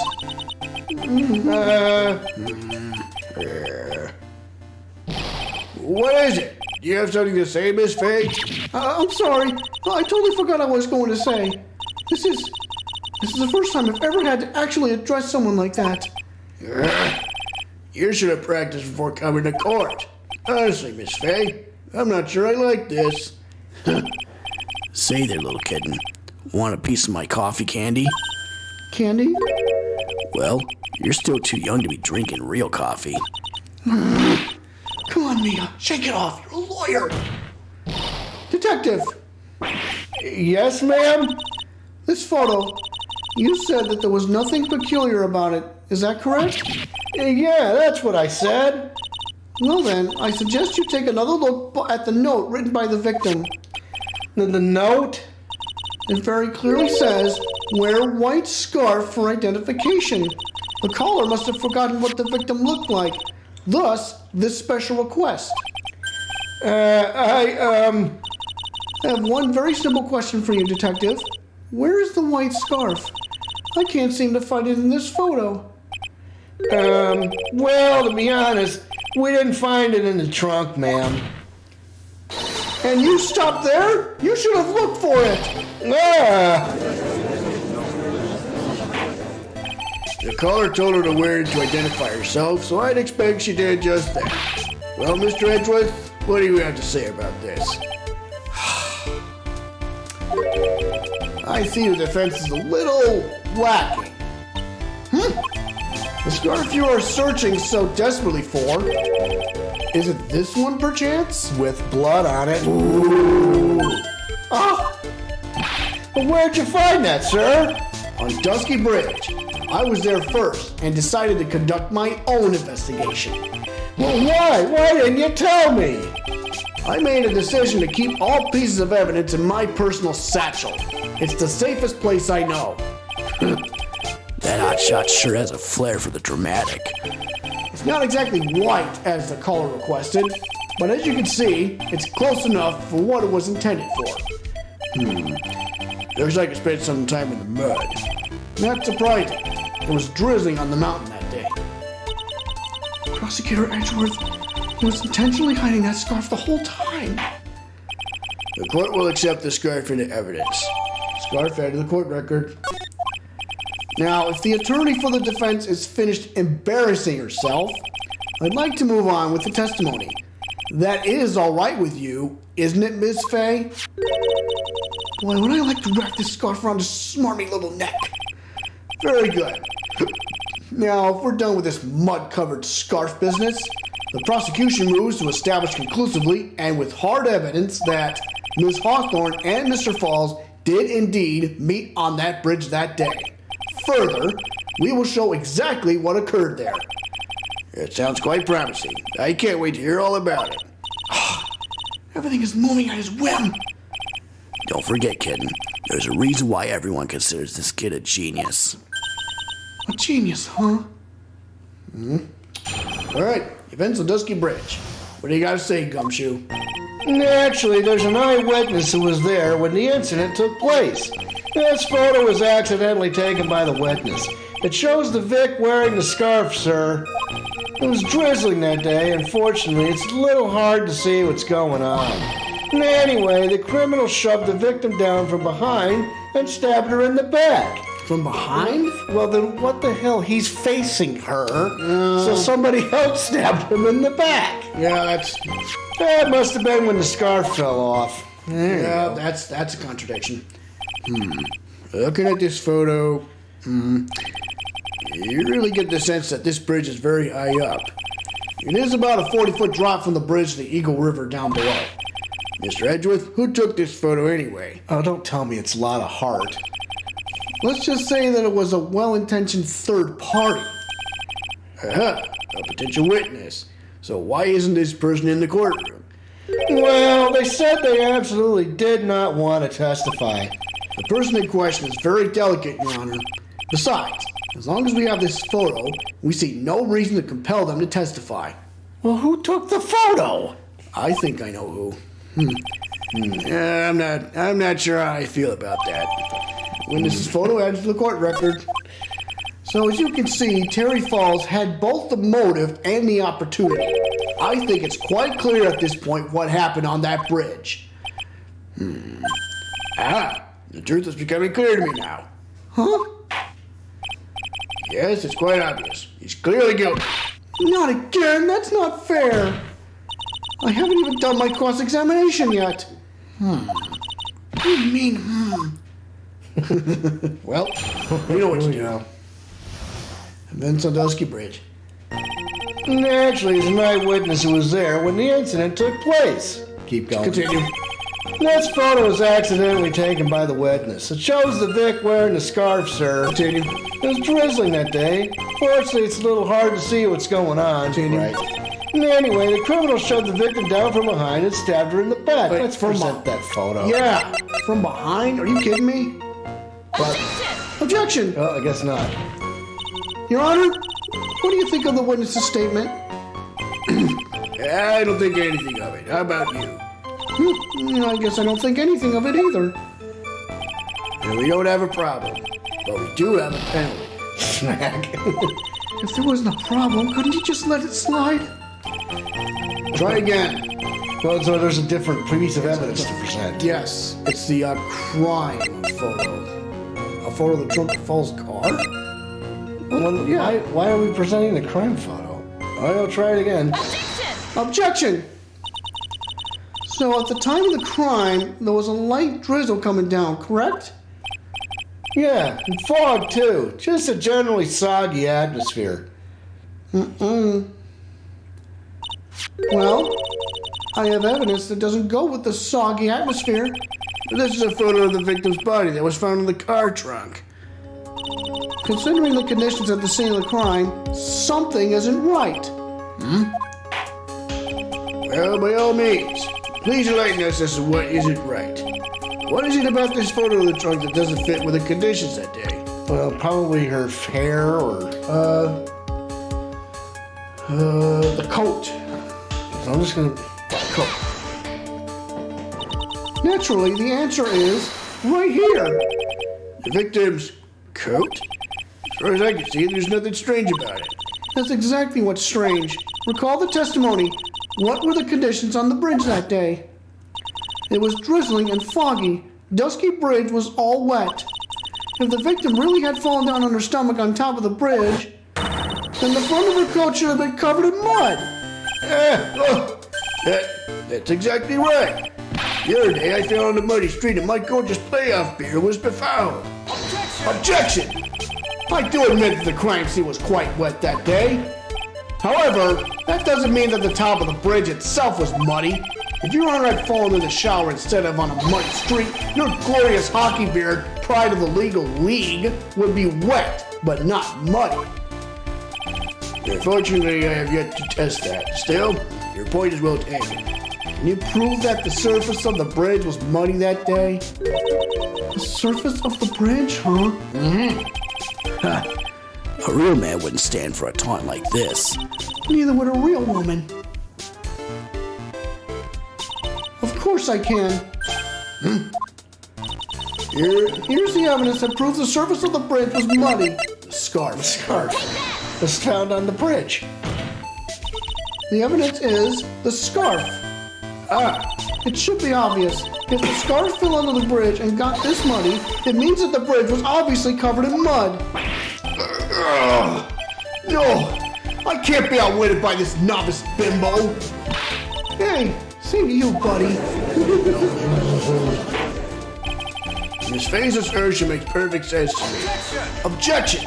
I do admit that there appears to be a contradiction between the condition of the victim's coat and her scarf. However, the real question is, why is there a contradiction? Huh? For every contradiction, there exists an explanation. Let's look at what the explanation in this case may be, shall we? All right. It's not like he's really giving me a choice here. You're doing pretty well for a little kitten. Mr. Armando. No matter what he says, a contradiction always comes down to a lie. It's either the victim discovered in the trunk, the witness's photo showing the defendant and the victim, or the witness's testimony that stated she saw the moment of the murder. Just relax and think it over. It's pretty simple, isn't it? The false evidence. It's one of those three. I think it's the victim found in the trunk. What you said just now, I'm not sure I like that. That wasn't me, Your Honor. It was the coffee aficionado over here that said it. This court is not in the habit of accepting false evidence, you know. Blame it on him, Your Honor. He's the one trying to slip false evidence into court. But we won't let him. We'll expose his evidence as a flimsy scam it really is. Yes. The false evidence in this case is the... I'm gonna say the body in the trunk. Oh, okay. What do you think? No? How about the testimony? The witness's testimony. It is a no-brainer. Obviously, it's the witness that's suspicious. During his earlier testimony, the detective pointed out a crucial fact. The criminal shoved the victim down from behind and stabbed her in the back. Now, is that testimony exactly what the witness claims to have seen? Yeah, that's what the witness told us. That testimony is filled with holes. After all, the victim's coat isn't dirty at all. That's true. It's not just true, it's the truth. If there was a truly decisive witness in this case, I'm certain that boy Wonder over there would have called them in the first place. Your Honor, the defense requests to cross-examine the eyewitness. The testimony presented so far is not only vague, but contradictory as well. Well, Mr. Edgeworth, it appears that we'll need to hear from your mystery witness after all. You should brace yourself for the brutal truth. Your Honor, the prosecution has no intention of hiding the witness from the court. We are prepared to present our witness at any time. Very well. Please bring forth your witness at this time. What Mr. Edgeworth said kind of worries me. What does he mean by the brutal truth? That the girl that he threw in the river survived or something? All right. Now, let's proceed with the testimony. Mr. Edgeworth, please go right ahead. Thank you, Your Honor. The prosecution summons the woman who saw the events that day with her very own eyes. This is it, Mia. The battle begins here. Oh boy. Witness, what is your name and occupation? Oh, gosh.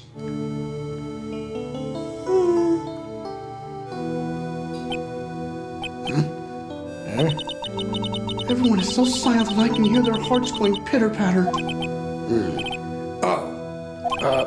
When I look at you, how can I put it? You look as scrumptious as a double-double and a dozen donut holes.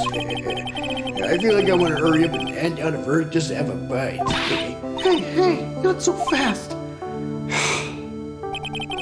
As I said before, this witness is very sensitive and delicate.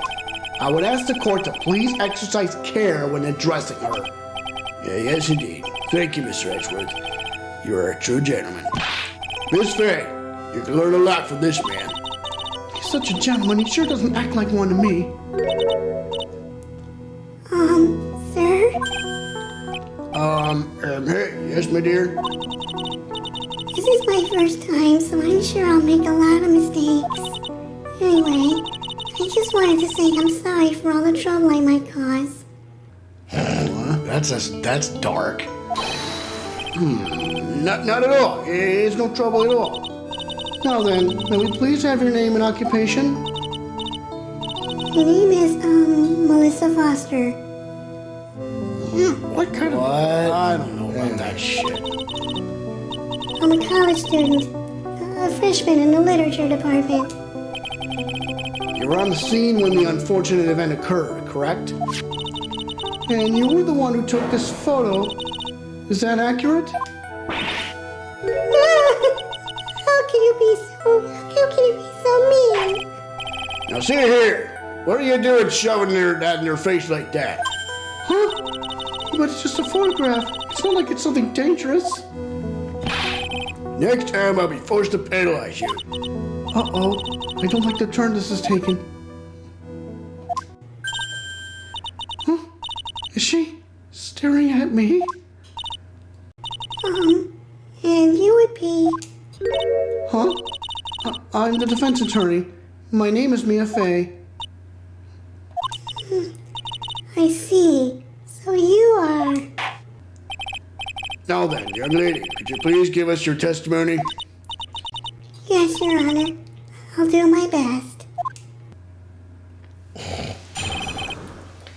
Look at this photograph, because every time I do it makes me laugh.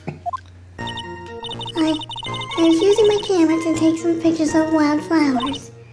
Then I noticed there were two people standing up on the suspension bridge. Suddenly, they just started fighting. That's when I hurried and took the photo that shows the crucial moment. And right after that, I called the police. By the way, were you standing when the incident occurred? I believe the map would be of help here. I was standing right over here. I was standing in a beautiful field surrounded by tall cliffs. So you took the photo from that location, eh? I brought the camera I was using at the time, just like Mr. Edgeworth asked me to. Oh, what a cute camera. Just like its owner. Camera add to the court record. Alright then, Miss Faye, time for your cross-examination. But I warn you, make the witness cry again, and you'll feel the wrath of my gavel. Oh my God. Alright, witness's photograph. Every time I do it makes me laugh. I was using my camera to take some pictures of wildflowers. Let's see, continue. Then I noticed there were two people standing up on the suspension bridge. Continue. Suddenly, they just started fighting. Start fighting? Continue. I would almost press that, but go ahead. That's when I hurried and took the photo that shows the crucial moment. I would almost press that. Yeah, press. Hold it. Why did you take a photo? Well, the two of them were really going at it. Ever since I was a little girl, I always wanted to be a news reporter. I guess that part of me just kind of took over. Smells like a lie to me. Yes, I understand completely. Even though I can't completely abandon my boyhood dreams, I still use my grandson to test my comedy routines on. The fuck? Sorry. No, this is fine. So he wanted to be a comedian, huh? Not that there's any bearing on this. All I could do was use my camera. So I took the photo of the crucial moment and gave it to the police. And right after that, I called the police. Okay, go back to the third statement and press that real quick. First statement. Actually, this statement right here. Wild flowers. So let's press that one. Okay. Hold it. Did you say? Oh, sorry. Did you say wildflowers? Yes. The mountain is famous for its beautiful spring wildflowers. But it's only February. Well, I couldn't wait for spring to come. I know just how you feel. It's just like when I first started growing this glorious beard of mine. I just couldn't wait, so I wore a dyed blonde Santa beard until mine grew in properly. Would you mind if we got back to the facts of the case, Your Honor? Yeah, no shit. Okay, we're gonna analyze. Why don't we press this one? Hold it.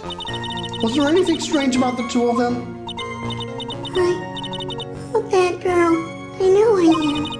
It looked like they were having a really serious conversation up there. So I decided to watch them like some kind of peeping Tom. No, not at all. Everyone is like that. I don't know about that. I love watching other people fight too. In fact, I can't get enough of it. Well, probably because he's a hockey player. Yeah.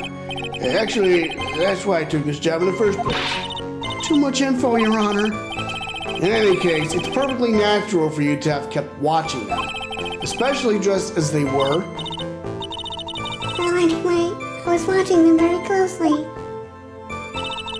Suddenly, they just started fighting. Press on that. Hold it. Do you have any idea what they were fighting about? No, I have no idea. Why do you ask that? Oh, I just thought that maybe you overheard what they said.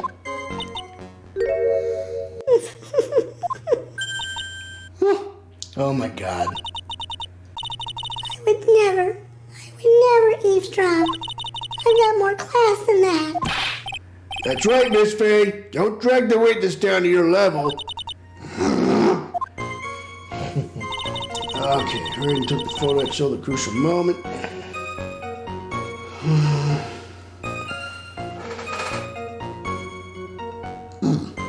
All right, let me. Oh, okay.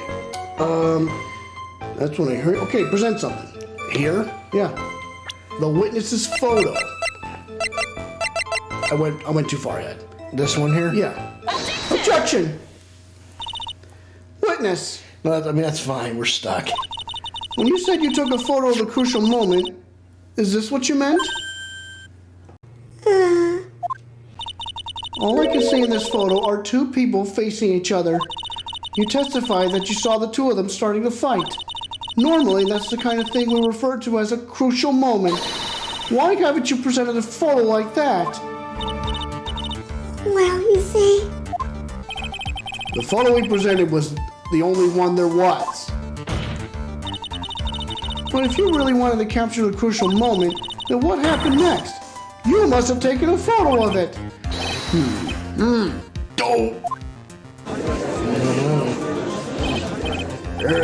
My apologies, young lady, but Miss Faye's assertion is not without a certain amount of merit. He can certainly downplay a situation, can't he? I'm sorry. I'm a very bad girl. I used it all up. Film my piece. You ran out of film? This photo was the last one. What? Unfortunately, that is the truth. I personally examined all the photographs she took that day. All the other photos of the witness herself playing among the wildflowers. The witness herself? Then who took the photos? Well, you see, my camera has a timer feature built into it. So you took photos of yourself? I remember taking some photos of myself once too. Please, no details. Yes, it seems that Miss Faye's assertion was not so decisive after all. Wait, just a minute. Well, she had no film left. She couldn't very well take more pictures, eh? Miss Foster, perhaps then you could tell us about a different sort of photo. Photos of the incident that you took with your very own eyes. Mr. Edgeworth, you're quite the poet. Very well then, let's get back to the cross-examination. Let's hear your thoughts on the fight that you witnessed. Yes, Mr. Judge. Boy, this guy is really a sucker for sweet talk. It looks like the other kid in the room is the one that's getting all the attention. Yeah, it's sickening. Okay, so now she's using the camera, takes some wild pictures of wild flowers. So they start fighting, continue. Says the victim turned around, tried to run away, continue. Said she only got about 10 yards. Present something. Take a look at the Dusky Bridge map. 40 feet. 40 feet. No, hold on. That's just 40 feet above the Eagle River. Oh, That just doesn't. That doesn't well, mean take a anything. look. Take a look at the map itself. 5 yards. 5 yards. Yep. No, that's the contradiction right there. Present it. Objection! Witness, your testimony is a joke. Huh? What? I just... Miss Faye, I thought I warned you not to make the witness cry. One short testimony and 2 bad contradictions. There's no possible excuse. You say there were 2 contradictions? It's simple. Just take a look at the diagram of the area. Every time I do it makes me laugh. According to her testimony, the 2 of them were in the middle of the bridge. But if they were, and the victim had turned around and tried to run, well then, she would have hit a dead end. No, Judge. She would have hit a dead end. You said 10 yards, but she couldn't have ran even 5, because Dusky Bridge is collapsed on that side.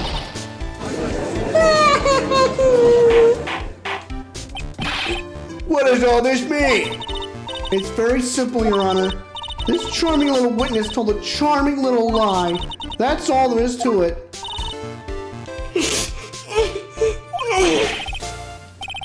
This beautiful young lady has been lying to the court?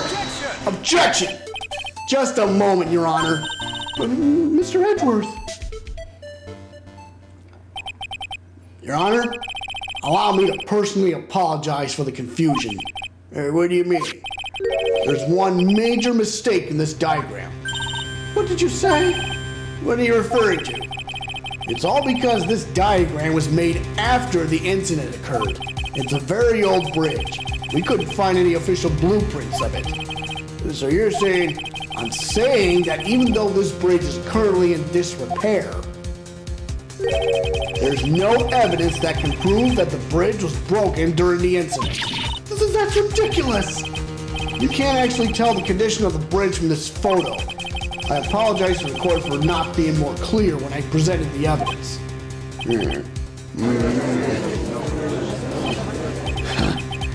That guy is good. Huh? What do you mean? He planned it from the beginning. He's a genius, all right. That diagram of the bridge was his insurance policy. What? That coward! Well, Miss Faye, it seems you once again made a reckless accusation. I'm so sorry. I should have been more careful myself. No. It wasn't your fault at all. Now then, shall we go on with the trial? I'd like to establish, once and for all, what it was that the witness actually saw. Indeed. All right, young lady. May I ask you to please proceed with your testimony? It's so hard to go on. We're all on your side, Miss Foster. There's no need to worry. Just tell us what you saw. Yes, sir. So, running from the crime. After he stabbed her in the back, he quickly picked her up in his arms. Then he carried her over to the car. I suppose that was the only way he could make sure the body stayed hidden. He couldn't just leave the body on top of the bridge. Oh, I'm sorry. I'm only supposed to talk about what I saw. What I saw. Witnessing such violence must have been difficult. Yes, sir. I'm still shaken up. If he accepts his testimony as it is, we're finished. Don't say that! Oh well, maybe I'll stop off at my favorite cafe on the way home. They make a really great mocha latte. This trial isn't over yet. That's what I like to hear. All right, Miss Faye, your cross-examination, if you please. The contradiction is staring you right in the face, Mia. Go on the attack. Okay, I'm not going to use that voice. Yep, so. All right, so she says after stabbing her back, continue. She said they carried over the car, continue. She says, no, I don't think so. Present something. Again, the map. Objection! A killer not wanting his victim to be found, I can understand that. However, the idea of moving the body for that purpose is clearly... I'd hold that thought for a second, Al. 34 minutes ago. Maddie! Thank you so much for liking the stream. Oh my gosh. We got hit right in the eyes and we didn't see it. There was a much easier way to make sure the body wasn't found. Well, what is it? Take another look at the map of the area and you'll see how. There's a river right below the bridge. Earlier, Mr. Edgeworth pointing out something interesting about the river. For those who are not aware, Eagle River is well known for its powerful current. Most bodies that fall in are never recovered. In the kidnapping case 5 years ago, the victim's body was carried away and never found.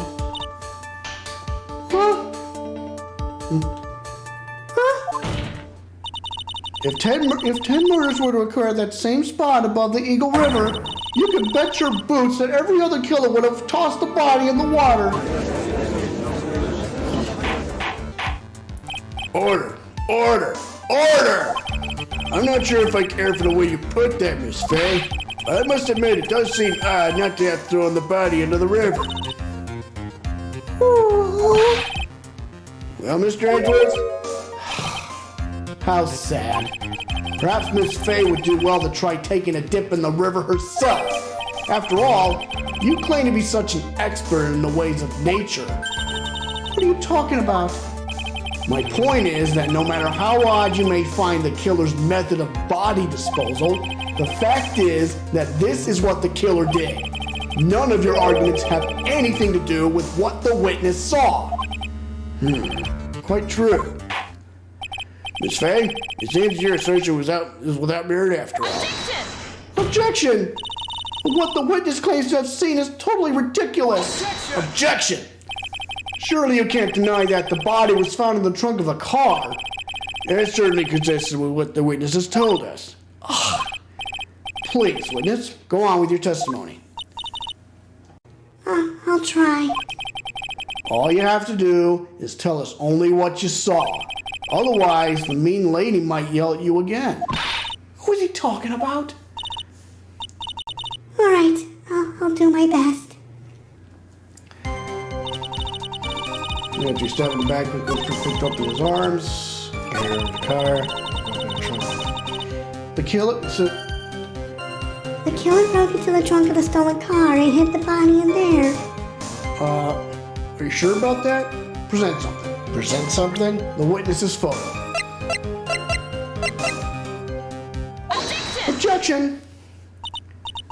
Well, Miss Foster, it looks like you've done it this time.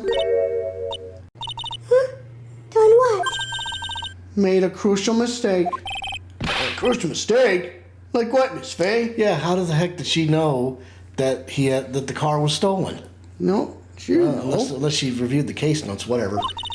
The killer broke into the trunk of the stolen car and hid the body in there. You're saying you saw that, right? With your very own eyes? Yes, and? It's simple, Miss Foster. Take a look at the diagram. The place you claim to have taken the photo from that day is here. You see what I mean? Even if you tried to see the car, this outcropping of rock is directly in the way. That's right, Miss Foster. From where you were standing, you could not have possibly seen the killer's car. Objection!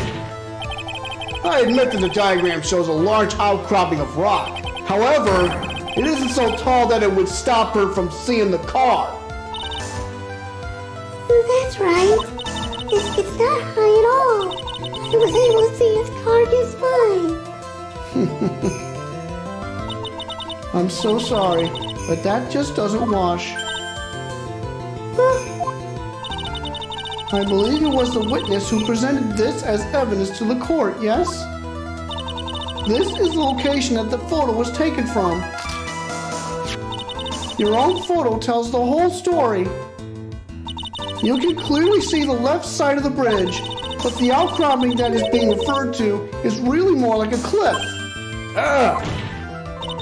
Your view should have been completely cut off by this cliff, but you claim to have been able to see the killer's car.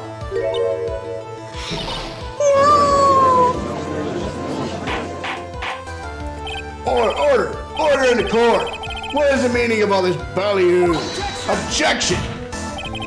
Your Honor, don't jump to any hasty conclusions.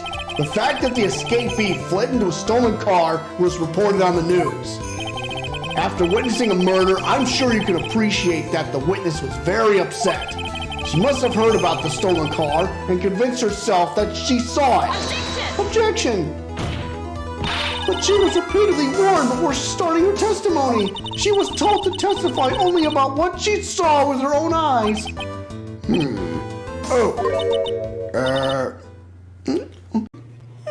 Mr. Judge, Oh, what is it? I think I must have remembered things wrong. Hold it! Hey, wait a minute! You can't just say that! Objection! Miss Faye, no one on the face of the planet is perfect. Yes, indeed. Quite true. You know what they say? To err is human, to forgive, divine. I'm inclined to give the benefit of the doubt to our witness here. What? That's not fair! Save the tears for later. Save the tears for later, kitten. Mr. Armando. Don't look back until the trial is over. Now is the time to go forward. But that wasn't fair. Okay, kitten, you need to relax. Then you need to remember the other kitten's testimony. The killer broke into the trunk of the stolen car and hid the body in there. So tell me, how did she know that? How did she know that he broke into the trunk? Yeah, that's kind of weird. How did she know that? Aha! Well, Miss Foster, until you can explain how you knew that, you're gonna have a lot of very suspicious people on this side of the courtroom. Well, witness? Well, I'm certain that he broke into the trunk because there were marks left on the trunk lid. I'm certain they were scratch marks from when he broke into it. What? Let me see that photo.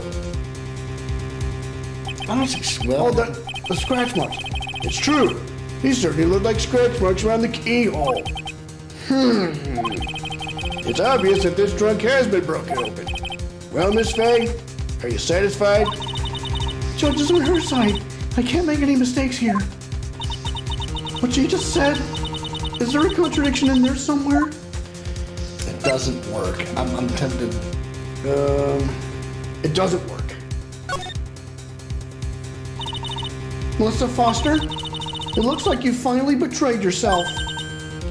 What? You said you were in the field taking photos of wildflowers. But even so, you knew about the scratches. The question is when? When did you get a chance to see those scratches? Finally. I finally got her. I'm getting pretty tired of waiting over here. And perhaps it would be faster if Miss Faye explained herself. Your Honor, there's only one possible explanation. The reason the witness had seen the scratches was... She's the owner of the car. she put the corpse in herself. Try that. It could be, yeah. I mean, if she saw it. There's only one way that the witness had the chance to see those scratches. Yes, what is it? Naturally, when she opened the trunk and stuffed the corpse in herself. The person who really hid the body in the trunk of that car was Melissa Foster. It was you that did it, wasn't it? That's ridiculous. I could never. It was the man in the prison car. He's the one that... I don't think so, Miss Foster. If Mr. Falls had been the one that put the corpse in the trunk, he would have simply used the car key. There was no need to break it open. But he stole the car. He stole it from a young couple that had been waiting at a red light, which means that the key would have still been in the ignition. Oh, I see. Thank you for telling us about the scratches, Miss Foster. Without that, we never would have uncovered the truth. That it couldn't have been Mr. Falls that put the body in the trunk. No! Objection! Preposterous! To even suggest that the witness put the body in there. If that were true, then how do you explain the photo that she took? The corpse could only have been put in the trunk when the incident occurred. And we already know that at the time she was taking photographs. Now's your chance, Mia. Finish this thing. On the contrary, I'm not so certain about that anymore, Mr. Edgeworth. There's no need to think too deeply about it. What I'm saying is the shutter for this may not have been pushed by Miss Foster herself. The camera. Look at the camera. Yeah, present it. Take that. Let's take another look at this camera and see what features it has, shall we? It has a timer built into it, even a mini tripod. Why? It's almost as if she had bought this camera just to take this picture. Objection! What are you trying to say then, Miss Faye? That when the crime occurred, Miss Foster wasn't in the field as she claimed? Well, she really did use the camera's own timer, and the answer is yes. She was somewhere else. Exactly. She was not in the field. Would the defense please explain further? Listen, this is a crucial point. Where was Miss Foster when the incident occurred? In answering that question, we also make clear Miss Foster's true identity. Well then, please answer this question. Where was Melissa Foster when the incident on the bridge occurred? Right Next to the victim. Right next to the victim? Like here? Yeah. Naturally, the witness was right here. But that's where the victim, Miss Foster, was standing. Order! Miss Faye, what on earth? Your Honor, if I may. After parting with the victim on the bridge, the defendant fled by car. But this would mean that there was no time to put the victim in the trunk. In other words, if someone put the body in the trunk, it could only have been before the defendant met the victim. Objection! How asinine! Of course Mr. Falls met with the victim. The only person with the opportunity to put the victim in the trunk is the same man that killed her, Terry Falls. Objection! You still don't understand, do you, Mr. Edgeworth? By the time the witness's photo was taken, the victim was already dead. The person in this photo was not Valerie Hawthorne. Objection! What? I've never heard anything more ridiculous in my entire life. And who exactly is the victim in this photo? It's obvious, isn't it? It's your own witness. What? It's the only possible explanation. The woman that Mr. Falls met on the bridge that day was not Valerie Hawthorne. It was you, Melissa Foster. Let's remember that it was raining and foggy on the mountain that day. Mr. Falls himself believed that the woman in front of him was Valerie Hawthorne. Objection! But the defendant knew Valerie Hawthorne very well. After all, she was the woman whose testimony helped get him convicted. Objection! But since then, my client has spent 5 hard years in the federal penitentiary. He couldn't remember exactly what she looked like anymore. You're just making this up as you go along. Where's your proof? I've got it all right here. This piece of evidence will blow this case wide open. At the time of the incident, Mr. Falls had forgotten what Valerie Hawthorne looked like. The victim's note. The victim's note. Yep. Talk to Dahlia. And that bridge. Wear white scarf for identification. Yep. Take that! Mr. Falls had forgotten the victim's face.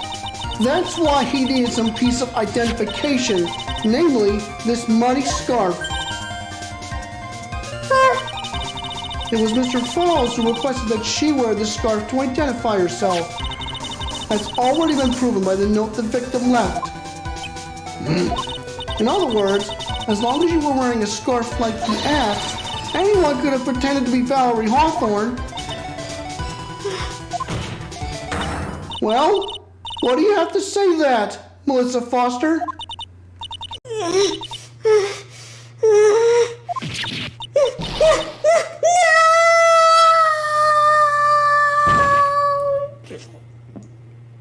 Thud. She fainted. Where's Miss Foster? She's collecting herself in the lobby. It's obvious that Miss Melissa Foster did it. She hid the body in the trunk and disguised herself as a victim.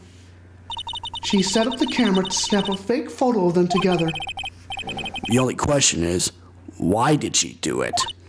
Well, isn't that obvious? She's the real culprit. Well, we'll have to wait for Miss Foster to compose herself before we start again. Until then, this court is in recess. The defense and the prosecution are both to wait in their respective lobbies. Yes, Your Honor. Understood. Very well. This court is in recess. Well, we're just past the 2-hour mark, but do you think we can plow through this? I think so. In 30 minutes. All right, let's go. All right, let's go. We can try to put an end to this right now. February 16th, 1:14 p.m. District Court, Defendant Lobby number 4. Mr. Falls, I'm sorry. I'm sorry. I want to say thanks. You're real good. You really hooked me up. Thanks. We're almost there. Once I prove that she committed the crime. Yeah, but there's one more big obstacle we gotta get past. Obstacle? Yeah, motive. Why would Melissa Foster kill that policewoman anyway? Motive, huh? Anyway, we're still badly in need of information. Information. Right. What we need the most is info about this Melissa Foster herself. All we know is that she is a student studying literature. And one more thing. What is it? Well, the incident that happened 5 years ago, of course. The kidnapping murder case that Zebra Boy is on death row for. I didn't do nothing. I didn't kill nobody. I never lied. Mr. Falls, in that case, tell us more about it. About what happened 5 years ago. Okay. I trust you. That day, 5 years ago, I dream of it. Every day. This picture reminds me everything. Bridge looks same, just like then, 5 years ago. Like it could fall apart any minute. So it's been broken like that for at least 5 years? Sorry, buddy, but you sound like the one that could fall apart at any minute. It's true. I did kidnap her. 5 years ago. I kidnapped my girlfriend, Dahlia Hawthorne. Oh. What? That could be. Your girlfriend? Huh? Hey, hold on there. Did you say Hawthorne? The victim's last name.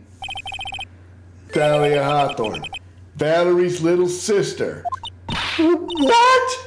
Are you serious? The girl, little girl.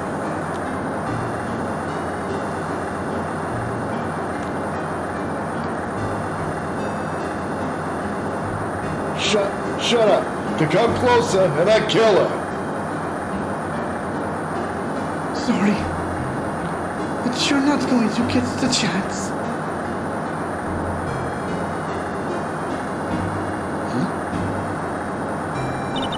The detective back then was Valerie Hawthorne. At first I thought shooting someone for a kidnapping was crossing a line, but if it was to protect her little sister, I can understand why she did it. Wrong. No protect sister. Valerie betrayed me. Betray us. What do you mean she betrayed you? Everything. All lies. All make-believe. Kidnapping too. A make-believe kidnapping? Dahlia, my girlfriend, my love, my teen angel. Did he actually say, my teen angel? He's seen one too many soap operas. Oh my God. So how? Oh, God. Ew. My God. She was 18 when she almost killed Phoenix Wright. So she would have been like friggin'. Oh my God. Ugly. I do anything she says. Anything Dahlia says. Anything Dahlia says? Hold on a minute. What you're saying is that the kidnapping 5 years ago was planned by... Yeah, me and Dahlia. And Valerie, too. Valerie was in on it? That makes no goddamn sense. Dahlia's family rich. Jewelry business. We get one jewel. That's what we thought. Me and Dahlia wrote kidnap note. We send to her dad. Ask for $2 million diamond. Tell him make exchange on Dusky Bridge. We tell him Valerie make transfer cause she knew detective. Having a police detective in your pocket is a useful thing, all right. In the end, you were planning on splitting the $2 million 3 ways, huh? Yeah, but that woman. Oh, excuse me.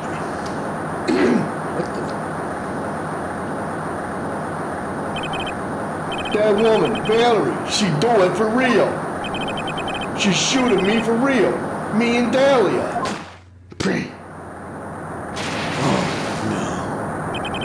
I was shot in the arm. Dahlia, she jumping river. Jump? You don't mean she jumped on purpose, do you? I couldn't do it. I could never push her. And anyway, I blacked out. Wake up with police all over. And that's when they decided to give you the death sentence. I couldn't believe it. That woman, she betrayed me.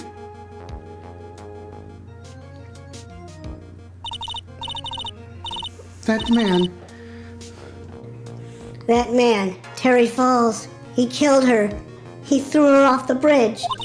He threw my beloved sister into the roaring river 40 feet below.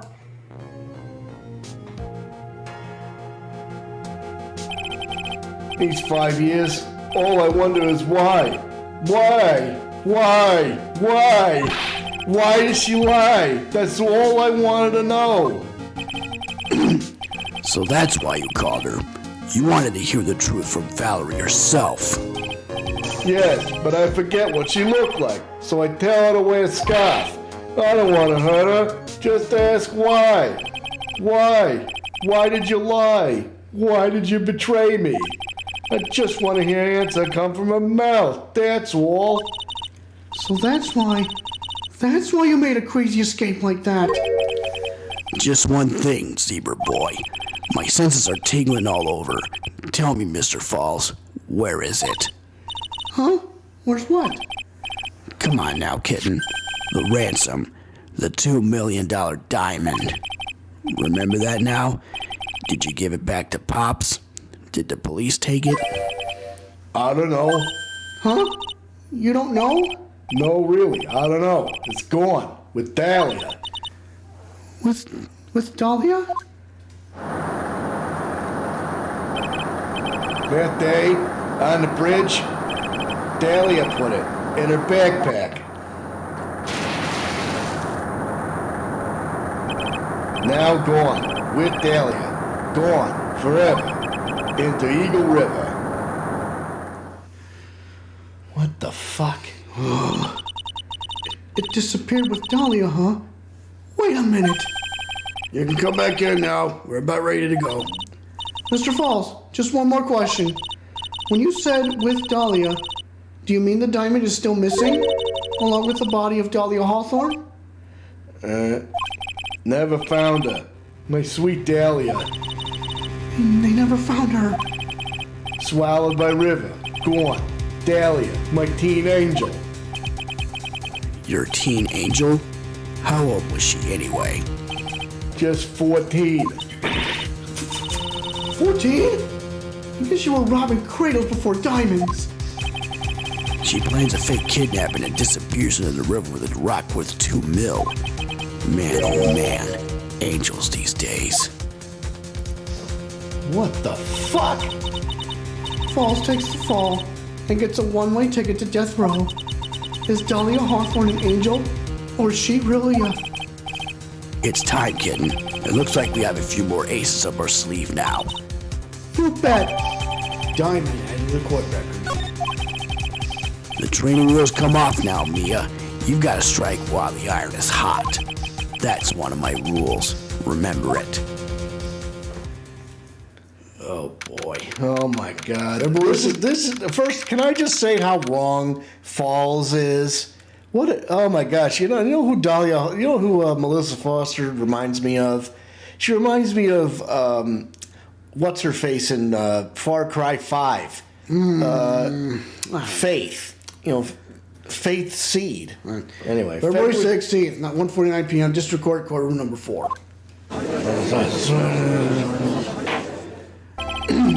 Now then, let's continue with the trial of Mr. Terry Falls.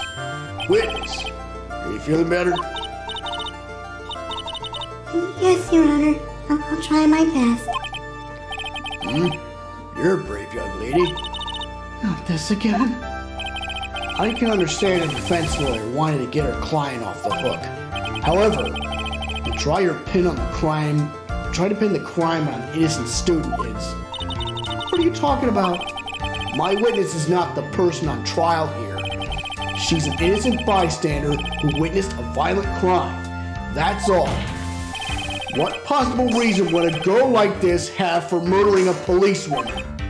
It's certainly hard to imagine this woman is a murderer.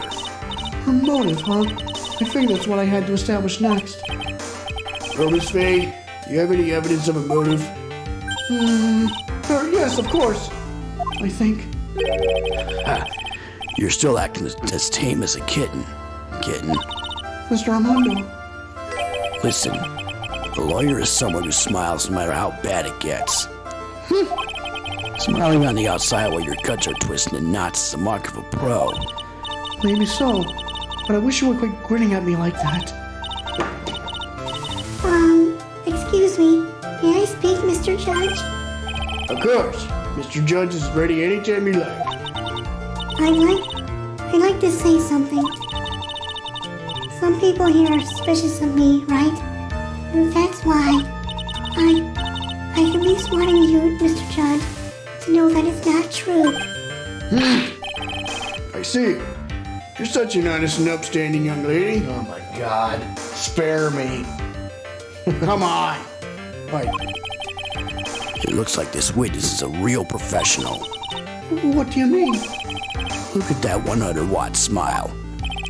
Just when things are darkest for her, click, she lights right up. Very well then. Let's hear what the witness has to say.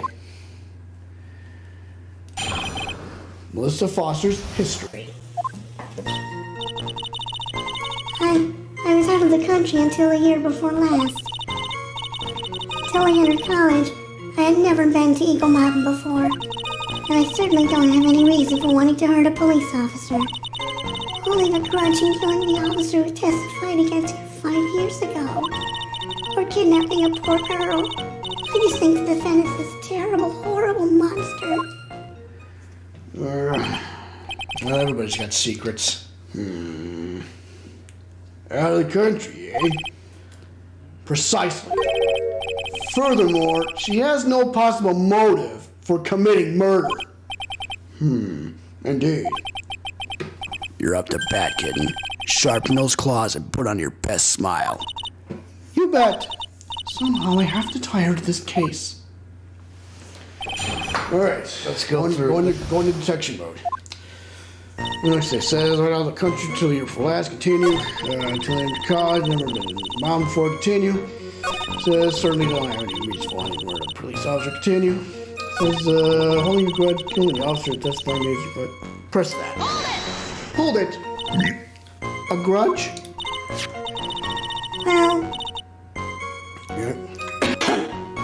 Well, the policewoman's testimony was crucial, wasn't it? Crucial in getting the defendant sentenced to death. Yes, and that's precisely why he harbored such deep anger against her. So much anger that he forgot his own guilt. Objection! My client has always maintained that he's innocent of those charges. He seems rather forgetful. Your client, I mean. Not only did he forget about what he did, but he forgot the poor policewoman as well. What do you mean by that? Your client? He forgot what the detective looked like, right? It's too bad for her that he didn't forget about her testimony as well. Well, she's right about that. Mr. Falls is kind of forgetful. Well, let's see. It's always press hard. Press harder. You said he forgot what the detective looked like. What did you mean by that? Well, he couldn't tell who she was without some kind of identification, right? Quite right. That's why the victim was wearing a scarf as identification. Why, if I had been wearing a white scarf that day, then he probably would have tried to kill me. That's true. He's clearly a bitter man. This is bad. Mr. Falls' reputation just keeps getting worse and worse. Sometimes it's best not to poke too deep. What should I do with that last statement? Have it added to the testimony. Your Honor, what the witness just said just now is tremendously important. I'd like it added to the official testimony. The prosecution has no objection. After all, The defendant is a killer and a mentally unbalanced one at that. That testimony only helps to further prove that point. No, that's not why I... Enough. Witness, if you would. My pleasure, Mr. Judge. Guess I'm lucky I wasn't wearing a white scarf. Well, what scarf? Present that. This guy here? Yep. Objection! Witness, I want you to look at this photo you took. It's hard to see in the photo, but look at the scarf the victim wore as identification. You're talking about this scarf right here, eh? Yes, that's it. The scarf the policewoman was wearing. I've got her now. Just don't mess up. But that's strange. In your testimony, you stated the following. I guess I'm lucky I wasn't wearing a white scarf. White? This is the scarf you identified as belonged to the victim. But it certainly doesn't look white to me. Objection! Well, it was foggy that day, and it was raining as well. It's not surprising that she mistook it for white. Objection! Sorry, but not this time. The witness just confirmed that this was the victim's scarf. Yes, but what's the significance? It's true that the scarf doesn't look white, but... There's only one explanation for this mix-up. The reason why the witness thought the scarf was white is... Victim's note again. Take that. Witness, have you ever seen this note? No? No, never. It's top secret evidence. There's no reason that you would have. There's no reason that you would have. I wonder about that. What do you mean? This note shows Mr. Fall's instructions to the victim regarding their meaning. It says, wear white scarf for identification. White scarf? Ah! Witness, you knew what this note said. And it's because you knew that you slipped up and mistakenly said white scarf.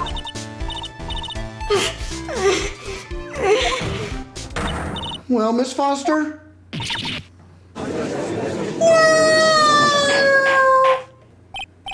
Order! Order! Order! Mr. Edgeworth, I'm waiting for an explanation. I'm quite sure this note wasn't leaked to the public. And yet, this witness knew exactly what the note said. At the time of the murder, the number of people that knew were quite limited. Terry Falls is one. The person who wrote the note, Valia Hawthorne, is another.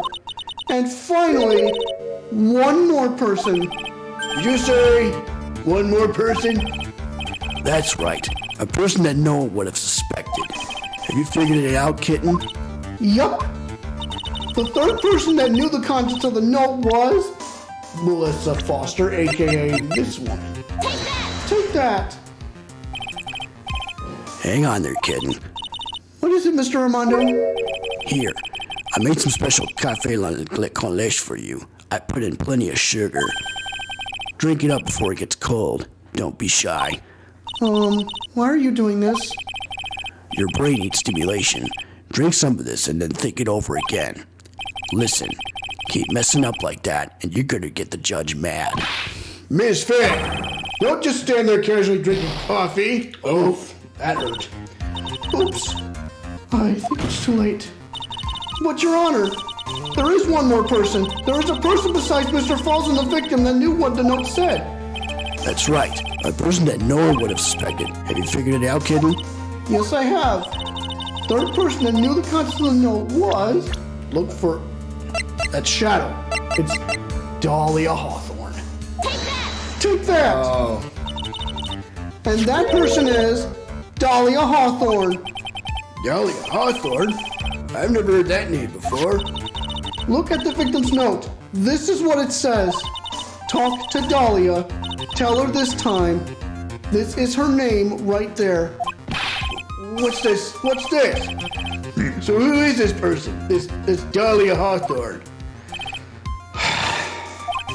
Miss Fay must be desperate if she's trying to bring the dead back to life. The dead? Dahlia Hawthorne was the victim's deceased younger sister. She was killed in a crime 5 years ago. Killed in a crime? You don't mean... Yes, she was kidnapped and killed by Terry Falls. Objection! You said she was killed, but was she really? What are you implying? Of course, people thought she had died 5 years ago when she fell off a dusky bridge and was lost in the Eagle River. However, her corpse was never found. Objection! She was declared legally dead 5 years ago. As far as the law is concerned, Dahlia Hawthorne is officially dead. Objection! But the fact remains that her body was never recovered. Dahlia Hawthorne was 14 years old 5 years ago.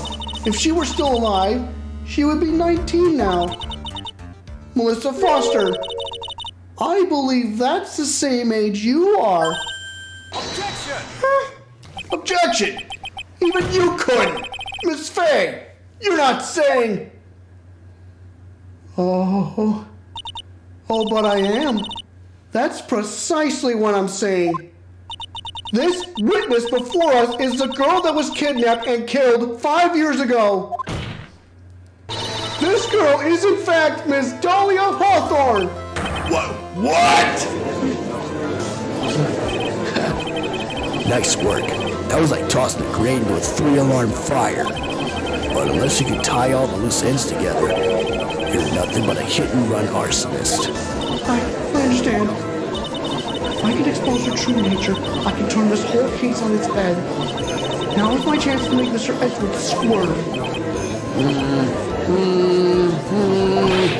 Witness, just who are you anyway?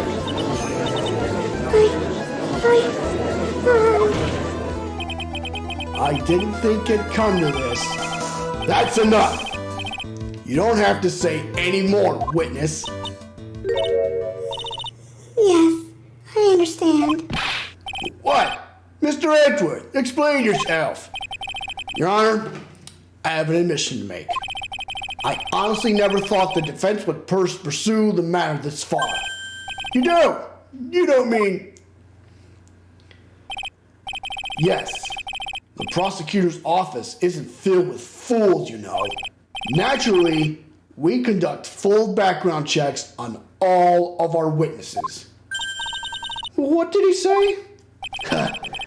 Looks like the kid knew. He knew her true identity from the get-go. No way! But then why? If you hadn't revealed her secret, he wasn't going to say anything about it. All he wanted was her testimony, so he made a little trade. Let me introduce you to the victim's younger sister, Ms. Dahlia Hawthorne. But, I thought she died 5 years ago. We thought so as well. But, well, as you can see... Why? Why did she hide her identity for 5 years? That has nothing to do with the current case. It has everything to do with the current case. Don't you people realize that? She was merely an accidental witness to a crime. Objection! Accidental? I don't believe that for a minute. For the last 5 years, she's been playing the role of victim. And now we find her acting suspiciously at the scene of another murder. Objection! Really, Miss Fay, I must say, your strategy here is painfully obvious. You're trying to pin your client's crime on an innocent witness in order to win at any cost. How dare you! Please, let us take a moment to think. 5 years ago, this girl was kidnapped and nearly killed. But even worse than that, 5 years later, Dahlia Hawthorne lost something much more precious, her big sister. Miss Fay must be insane to even suggest that she murdered her. Well, hang on a second. What? I'm inclined to agree with the prosecutor's logic. Miss Fay, do you have any evidence to back up your assertion? We sure do. What possible reason would this witness have for killing your beloved sister? Well, you see, I thought I was winning, but somehow he's turned it around on me. I think you need a little push in the right direction, kid. The defense is prepared to present evidence supporting our claim.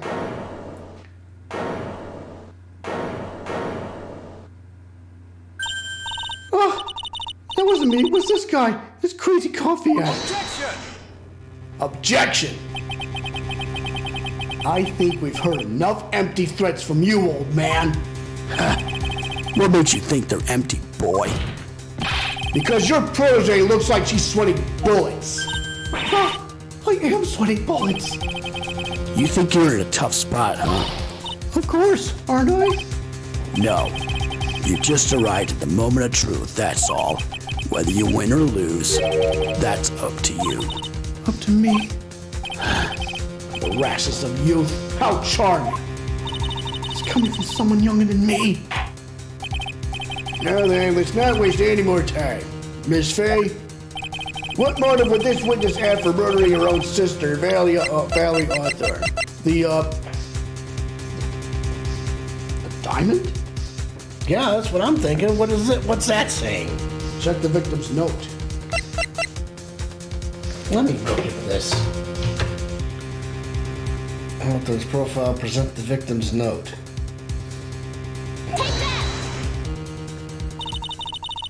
The story starts after Terry Falls escaped. He called Valerie and told her he wanted to meet. This is the note she left. Oh, we're not there yet. It says, talk to Dahlia.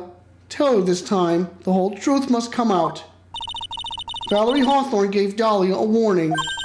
She told her she was going to reveal to the world the whole truth. The whole truth? There was a dangerously important secret between Valerie and Dahlia. That's the reason Dahlia felt she had to kill Valerie. To keep her mouth shut permanently. Objection!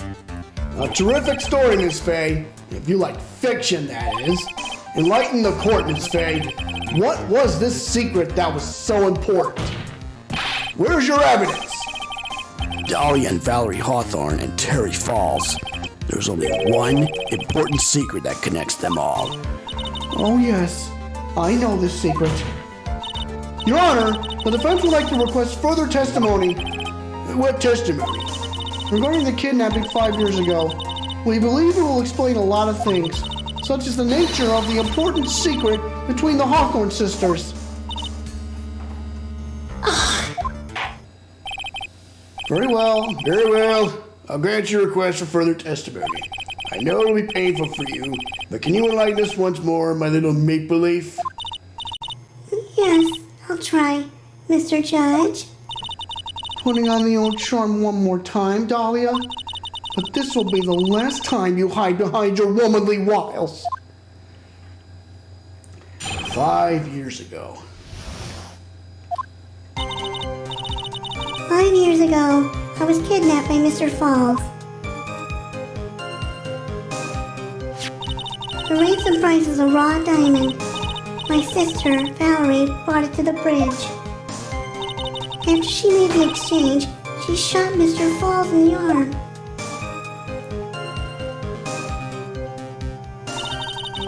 That's when Mr. Falls tried to kill me by shoving me off the bridge from behind.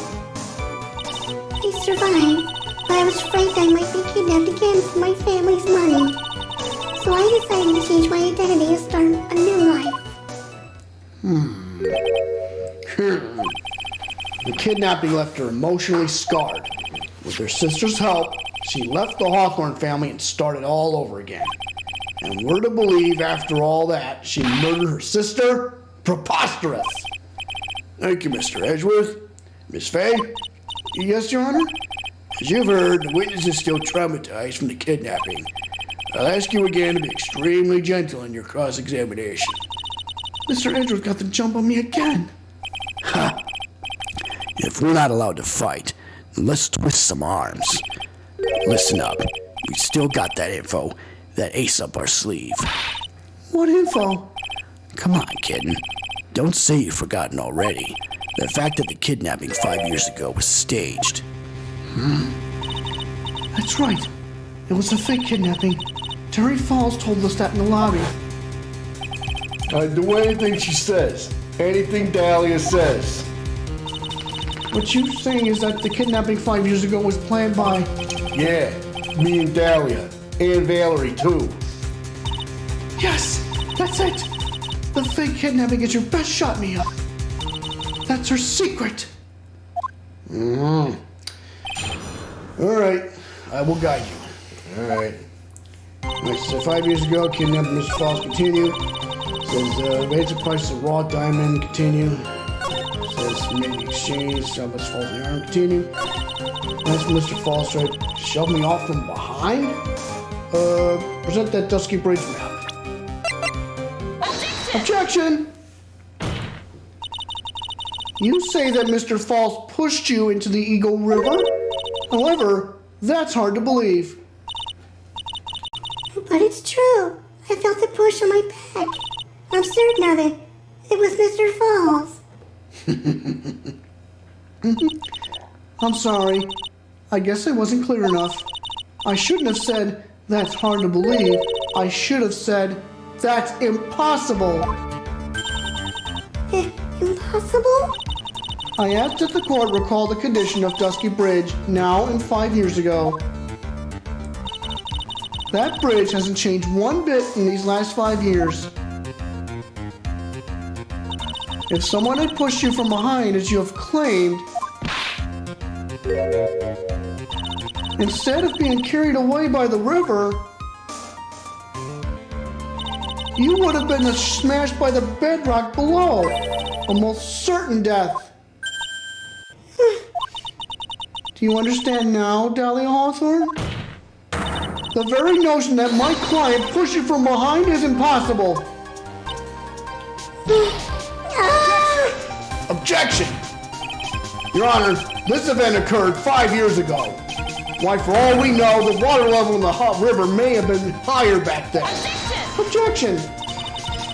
But it's 40 feet from the bridge to the river. A small change in the water level wouldn't have made a difference. You're right. If the events occurred just as the witnesses testified, then the defendant couldn't have pushed the witness into the river. Young lady, what is the meaning of this?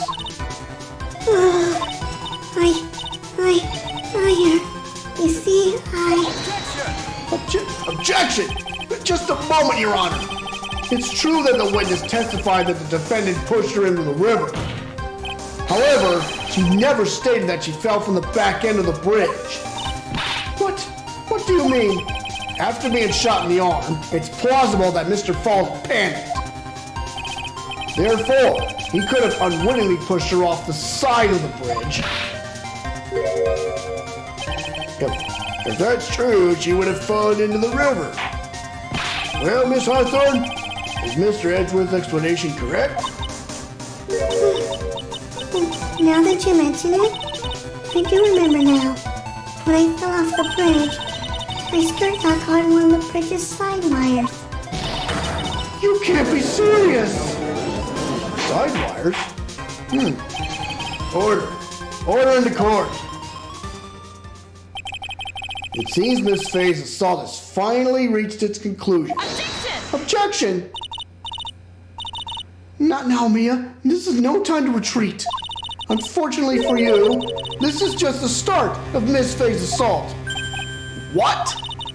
I believe your reasoning went something like this, Mr. Edgeworth. After being shot in the arm, it's plausible that Mr. Falls panicked. Therefore, he could have unwittingly pushed her off the side of the bridge. However, once again, I'm forced to say that's impossible. Ridiculous! What's so impossible about it? Because your flawed logic contradicts the court record. The witness's photo. Yeah, Take a look. yeah, take that. Your Honor, all of the answers are right here in this photo. Take a look at the wires supporting both sides of the bridge. They extend out to about 5 feet off the ground. It would be impossible to push someone off from there. Objection! Let's remember the size and strength of the defendant. Wires like this wouldn't be a problem for him. He could have easily picked up a 14-year-old girl and thrown her over. Objection! So young and already so forgetful, Mr. Edgeworth. Mr. Falls had been shot in the right arm. And more importantly, Valerie Hawthorne had her gun trained on him at point-blank range. So, Mr. Falls throwing the witness off the bridge? That is clearly impossible.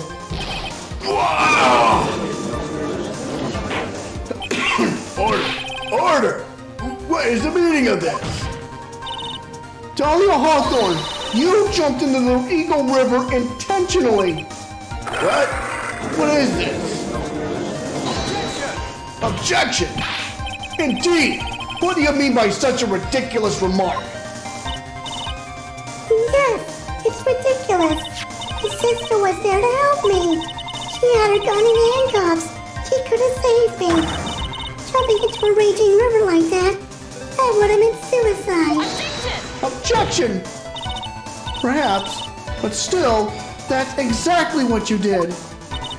You were probably confident that you could handle the swift current, but even more so, the witness had a much more compelling reason for jumping into the river. Objection! Oh? Then what was it? What was so important that she'd want to jump into the river? Now you know. The witness is still alive. This fact alone explains everything. This is why she risked her life by jumping into the rapids of the Eagle River. The diamond. 5 years ago, something else disappeared along with Dahlia that day. The item that Valerie brought up the mountain with her, the $2 million diamond.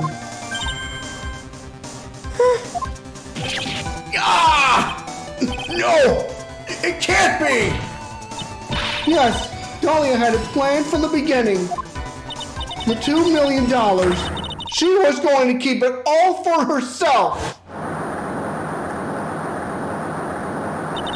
She forced Mr. Falls to help her fake the kidnapping.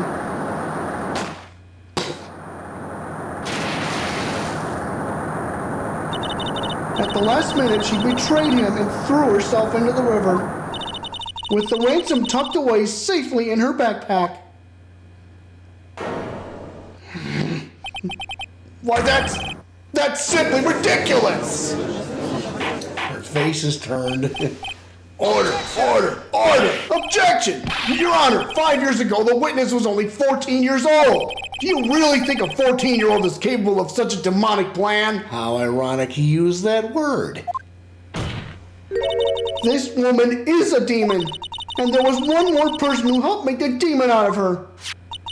Her sister, Valerie Hawthorne. You mean the victim was involved in the kidnapping plot as well? Objection! But she was a detective then. You're saying she participated in her sister's kidnapping? Precisely. I'm sure that it weighed heavily on her conscience for the past 5 years. This is the sole reason behind the victim's murder. What do you mean by that? On the day of the murder, after receiving the phone call from Mr. Falls, Valerie called her sister, Dahlia. And then she told her what she was planning to do. Planning to do? She was going to tell the whole truth, as she wrote in her note.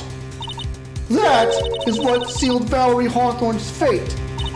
That is when you hatched your demonic plan to kill 2 birds with 1 stone. A plan that would ensure neither of your accomplices to the kidnapping would talk. And that is why you killed your sister, Valerie Hawthorne.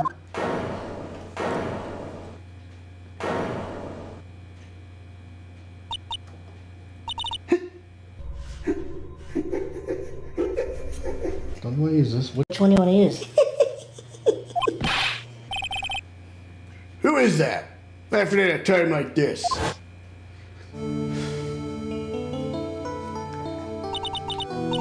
Forgive me. It's just hilarious. Witness? Is that you? You amuse me, woman. Miss Mia Fey.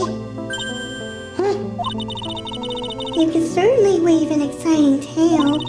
Naturally, you have the evidence to back it up, don't you? Evidence? Evidence that I planned the kidnapping, of course. That at 14, I plotted it with Mr. Falls and my sister. Well, And one more thing. What happened to the $2 million diamond? If you can't provide evidence to at least show that.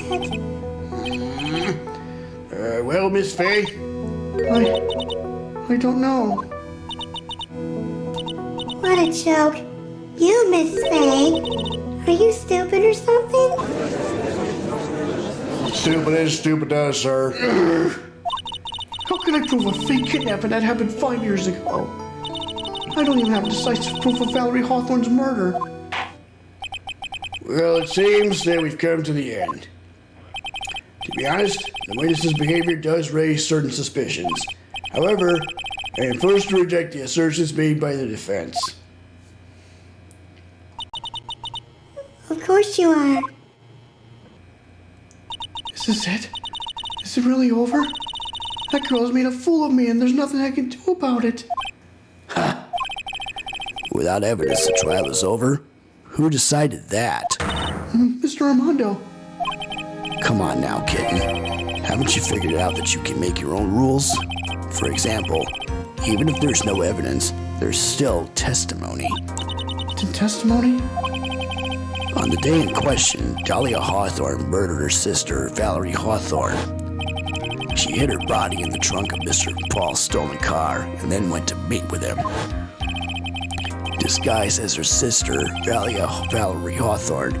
That's what you think, right? Yes, that's right.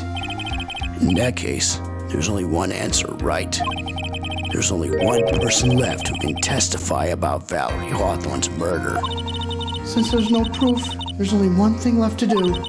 Who is the one person who can testify for that demon woman's crimes? Our defendant, Terry Falls. Take that. Your Honor, the defense wishes to call a new witness. A new witness? Yes. We would like to hear the testimony of Terry Falls. The defendant? There's only one person that can shed any further light on the situation.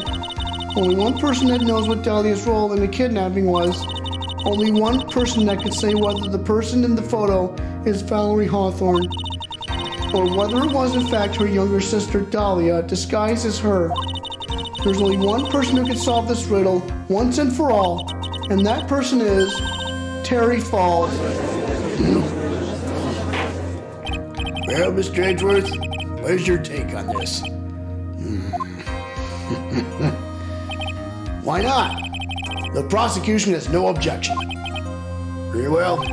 Bailiff, bring the defendant to the witness stand. This is my last chance, Mr. Falls. My last chance to establish Dahlia's guilt. You're all I have left. Can he do it? Defendant, you've heard everything that's been said up to this point, yes?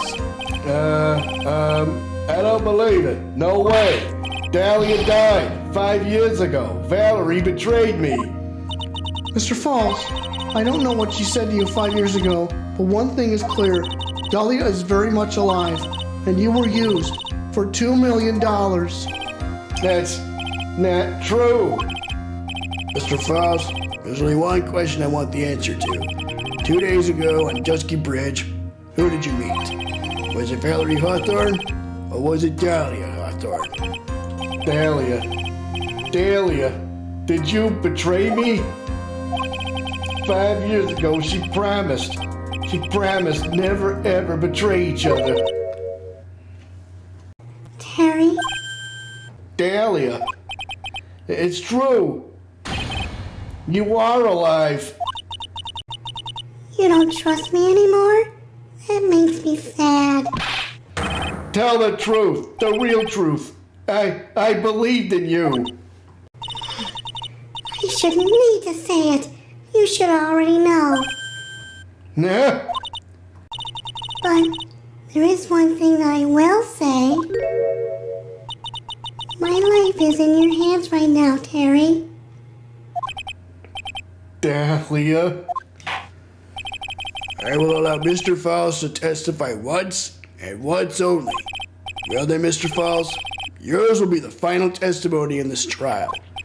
Witness. I'm sorry. I apologize. Water. Please. Water. Can't talk. Need water. Oh well, I guess it'll have to be my coffee instead. At least it'll match the way he's probably feeling right now. Darker and bitterer than hell itself. This is bad. Who Terry Falls saw. That day, 4 p.m., I stopped the car. I was in front of the bridge. She wasn't there, so I waited on the bridge. I watched my car from the bridge. I never put nobody in that car. Finally, one woman came. She stood in front of me. We talked, then she left. That was Valerie, not my Dahlia. I don't know about this.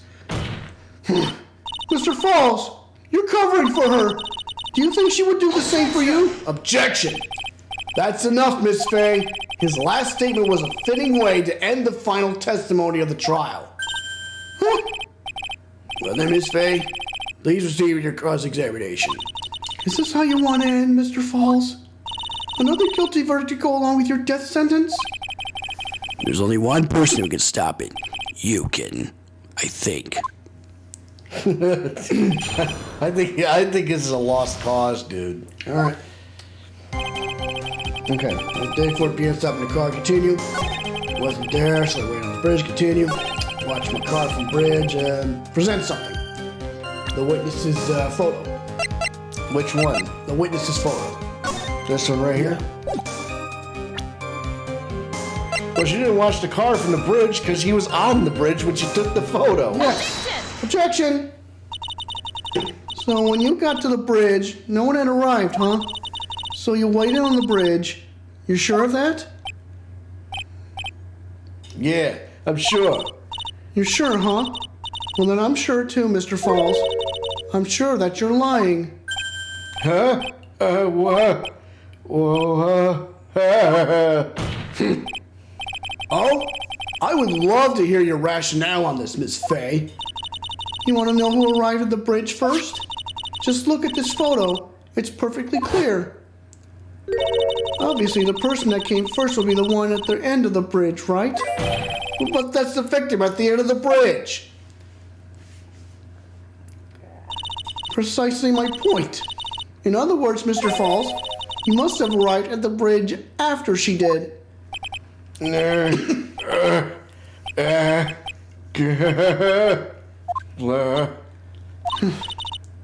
Mr. Falls, please don't get so worked up. We just want the truth. I got there around 4 o'clock. It's true. I had somewhere to go. A special place. Did you go to this special place before you went to the bridge? Yeah, it's an old temple about 15 minutes from the bridge. 5 years ago, me and Dahlia, we promised each other. We swore we wouldn't betray each other. She brought a memento to represent our love. A memento? 5 years ago, I hid it under the base of the tree there. It's a special memory for me. This is it. This is what I went to get. I've seen that before. This doodle bottle on the necklace is your memento? It's quite charming, but it looks empty. Your Honor, you heard what my client said. He arrived at the scene at 4 o'clock. But he then left his car unattended and walked away. He was gone for approximately 30 minutes. With that much time, Dahlia Hawthorne could have easily hidden the body in the trunk of his car. No! Indeed, there certainly was enough time for it. I still got a chance. Mr. Falls, there's no mistaking it. Huh? Mr. Falls? Oh my God. What just happened? That's enough. Please. Witness? I promised her 5 years ago, if it ever happens that we can't trust each other no more, then we're supposed to drink the bottle. No! Stop the trial! Your Honor, we need a recess! I was stupid. Couldn't keep promise, so I did it. I drank this. No, you're so close. Just a little more. I was going to prove your innocence. No, I don't want that. I don't trust myself. Maybe kill again. Kill Sweet Dahlia again. Mr. Falls! Mr. Armando, thanks for the coffee. Poof, he's dead. Oh my God! Mr. Falls! Oh man, she poisoned him. Either that or he committed suicide. What the heck just happened? And so my first trial ended, suddenly and tragically. It ended with no winners, only losers. I ended up with a wound that cut so deep into my soul, I thought it'd never heal. I'm sure it was the same for the young prosecutor as well.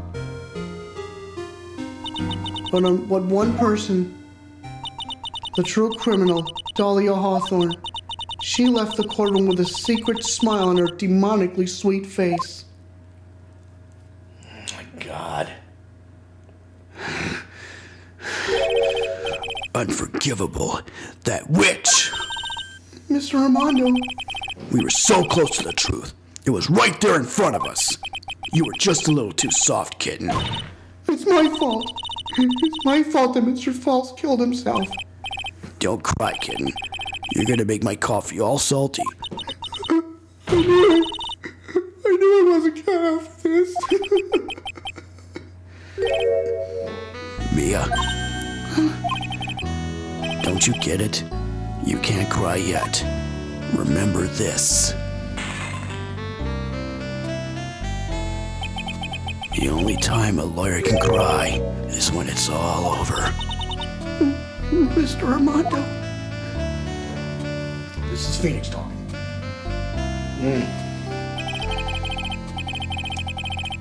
No matter how tough the case, no matter how bitter the memories, they always fade over time.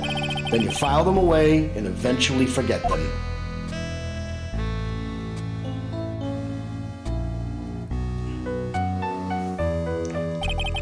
One year later, in this very same courthouse, I myself got wrapped up in that case.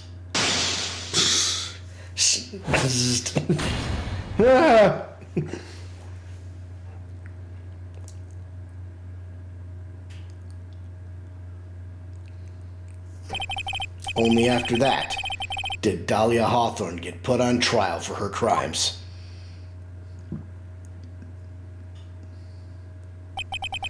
The verdict that was ultimately handed down to her was guilty, of course. Naturally, when the verdict was read, she had a perfect angelic smile on her face.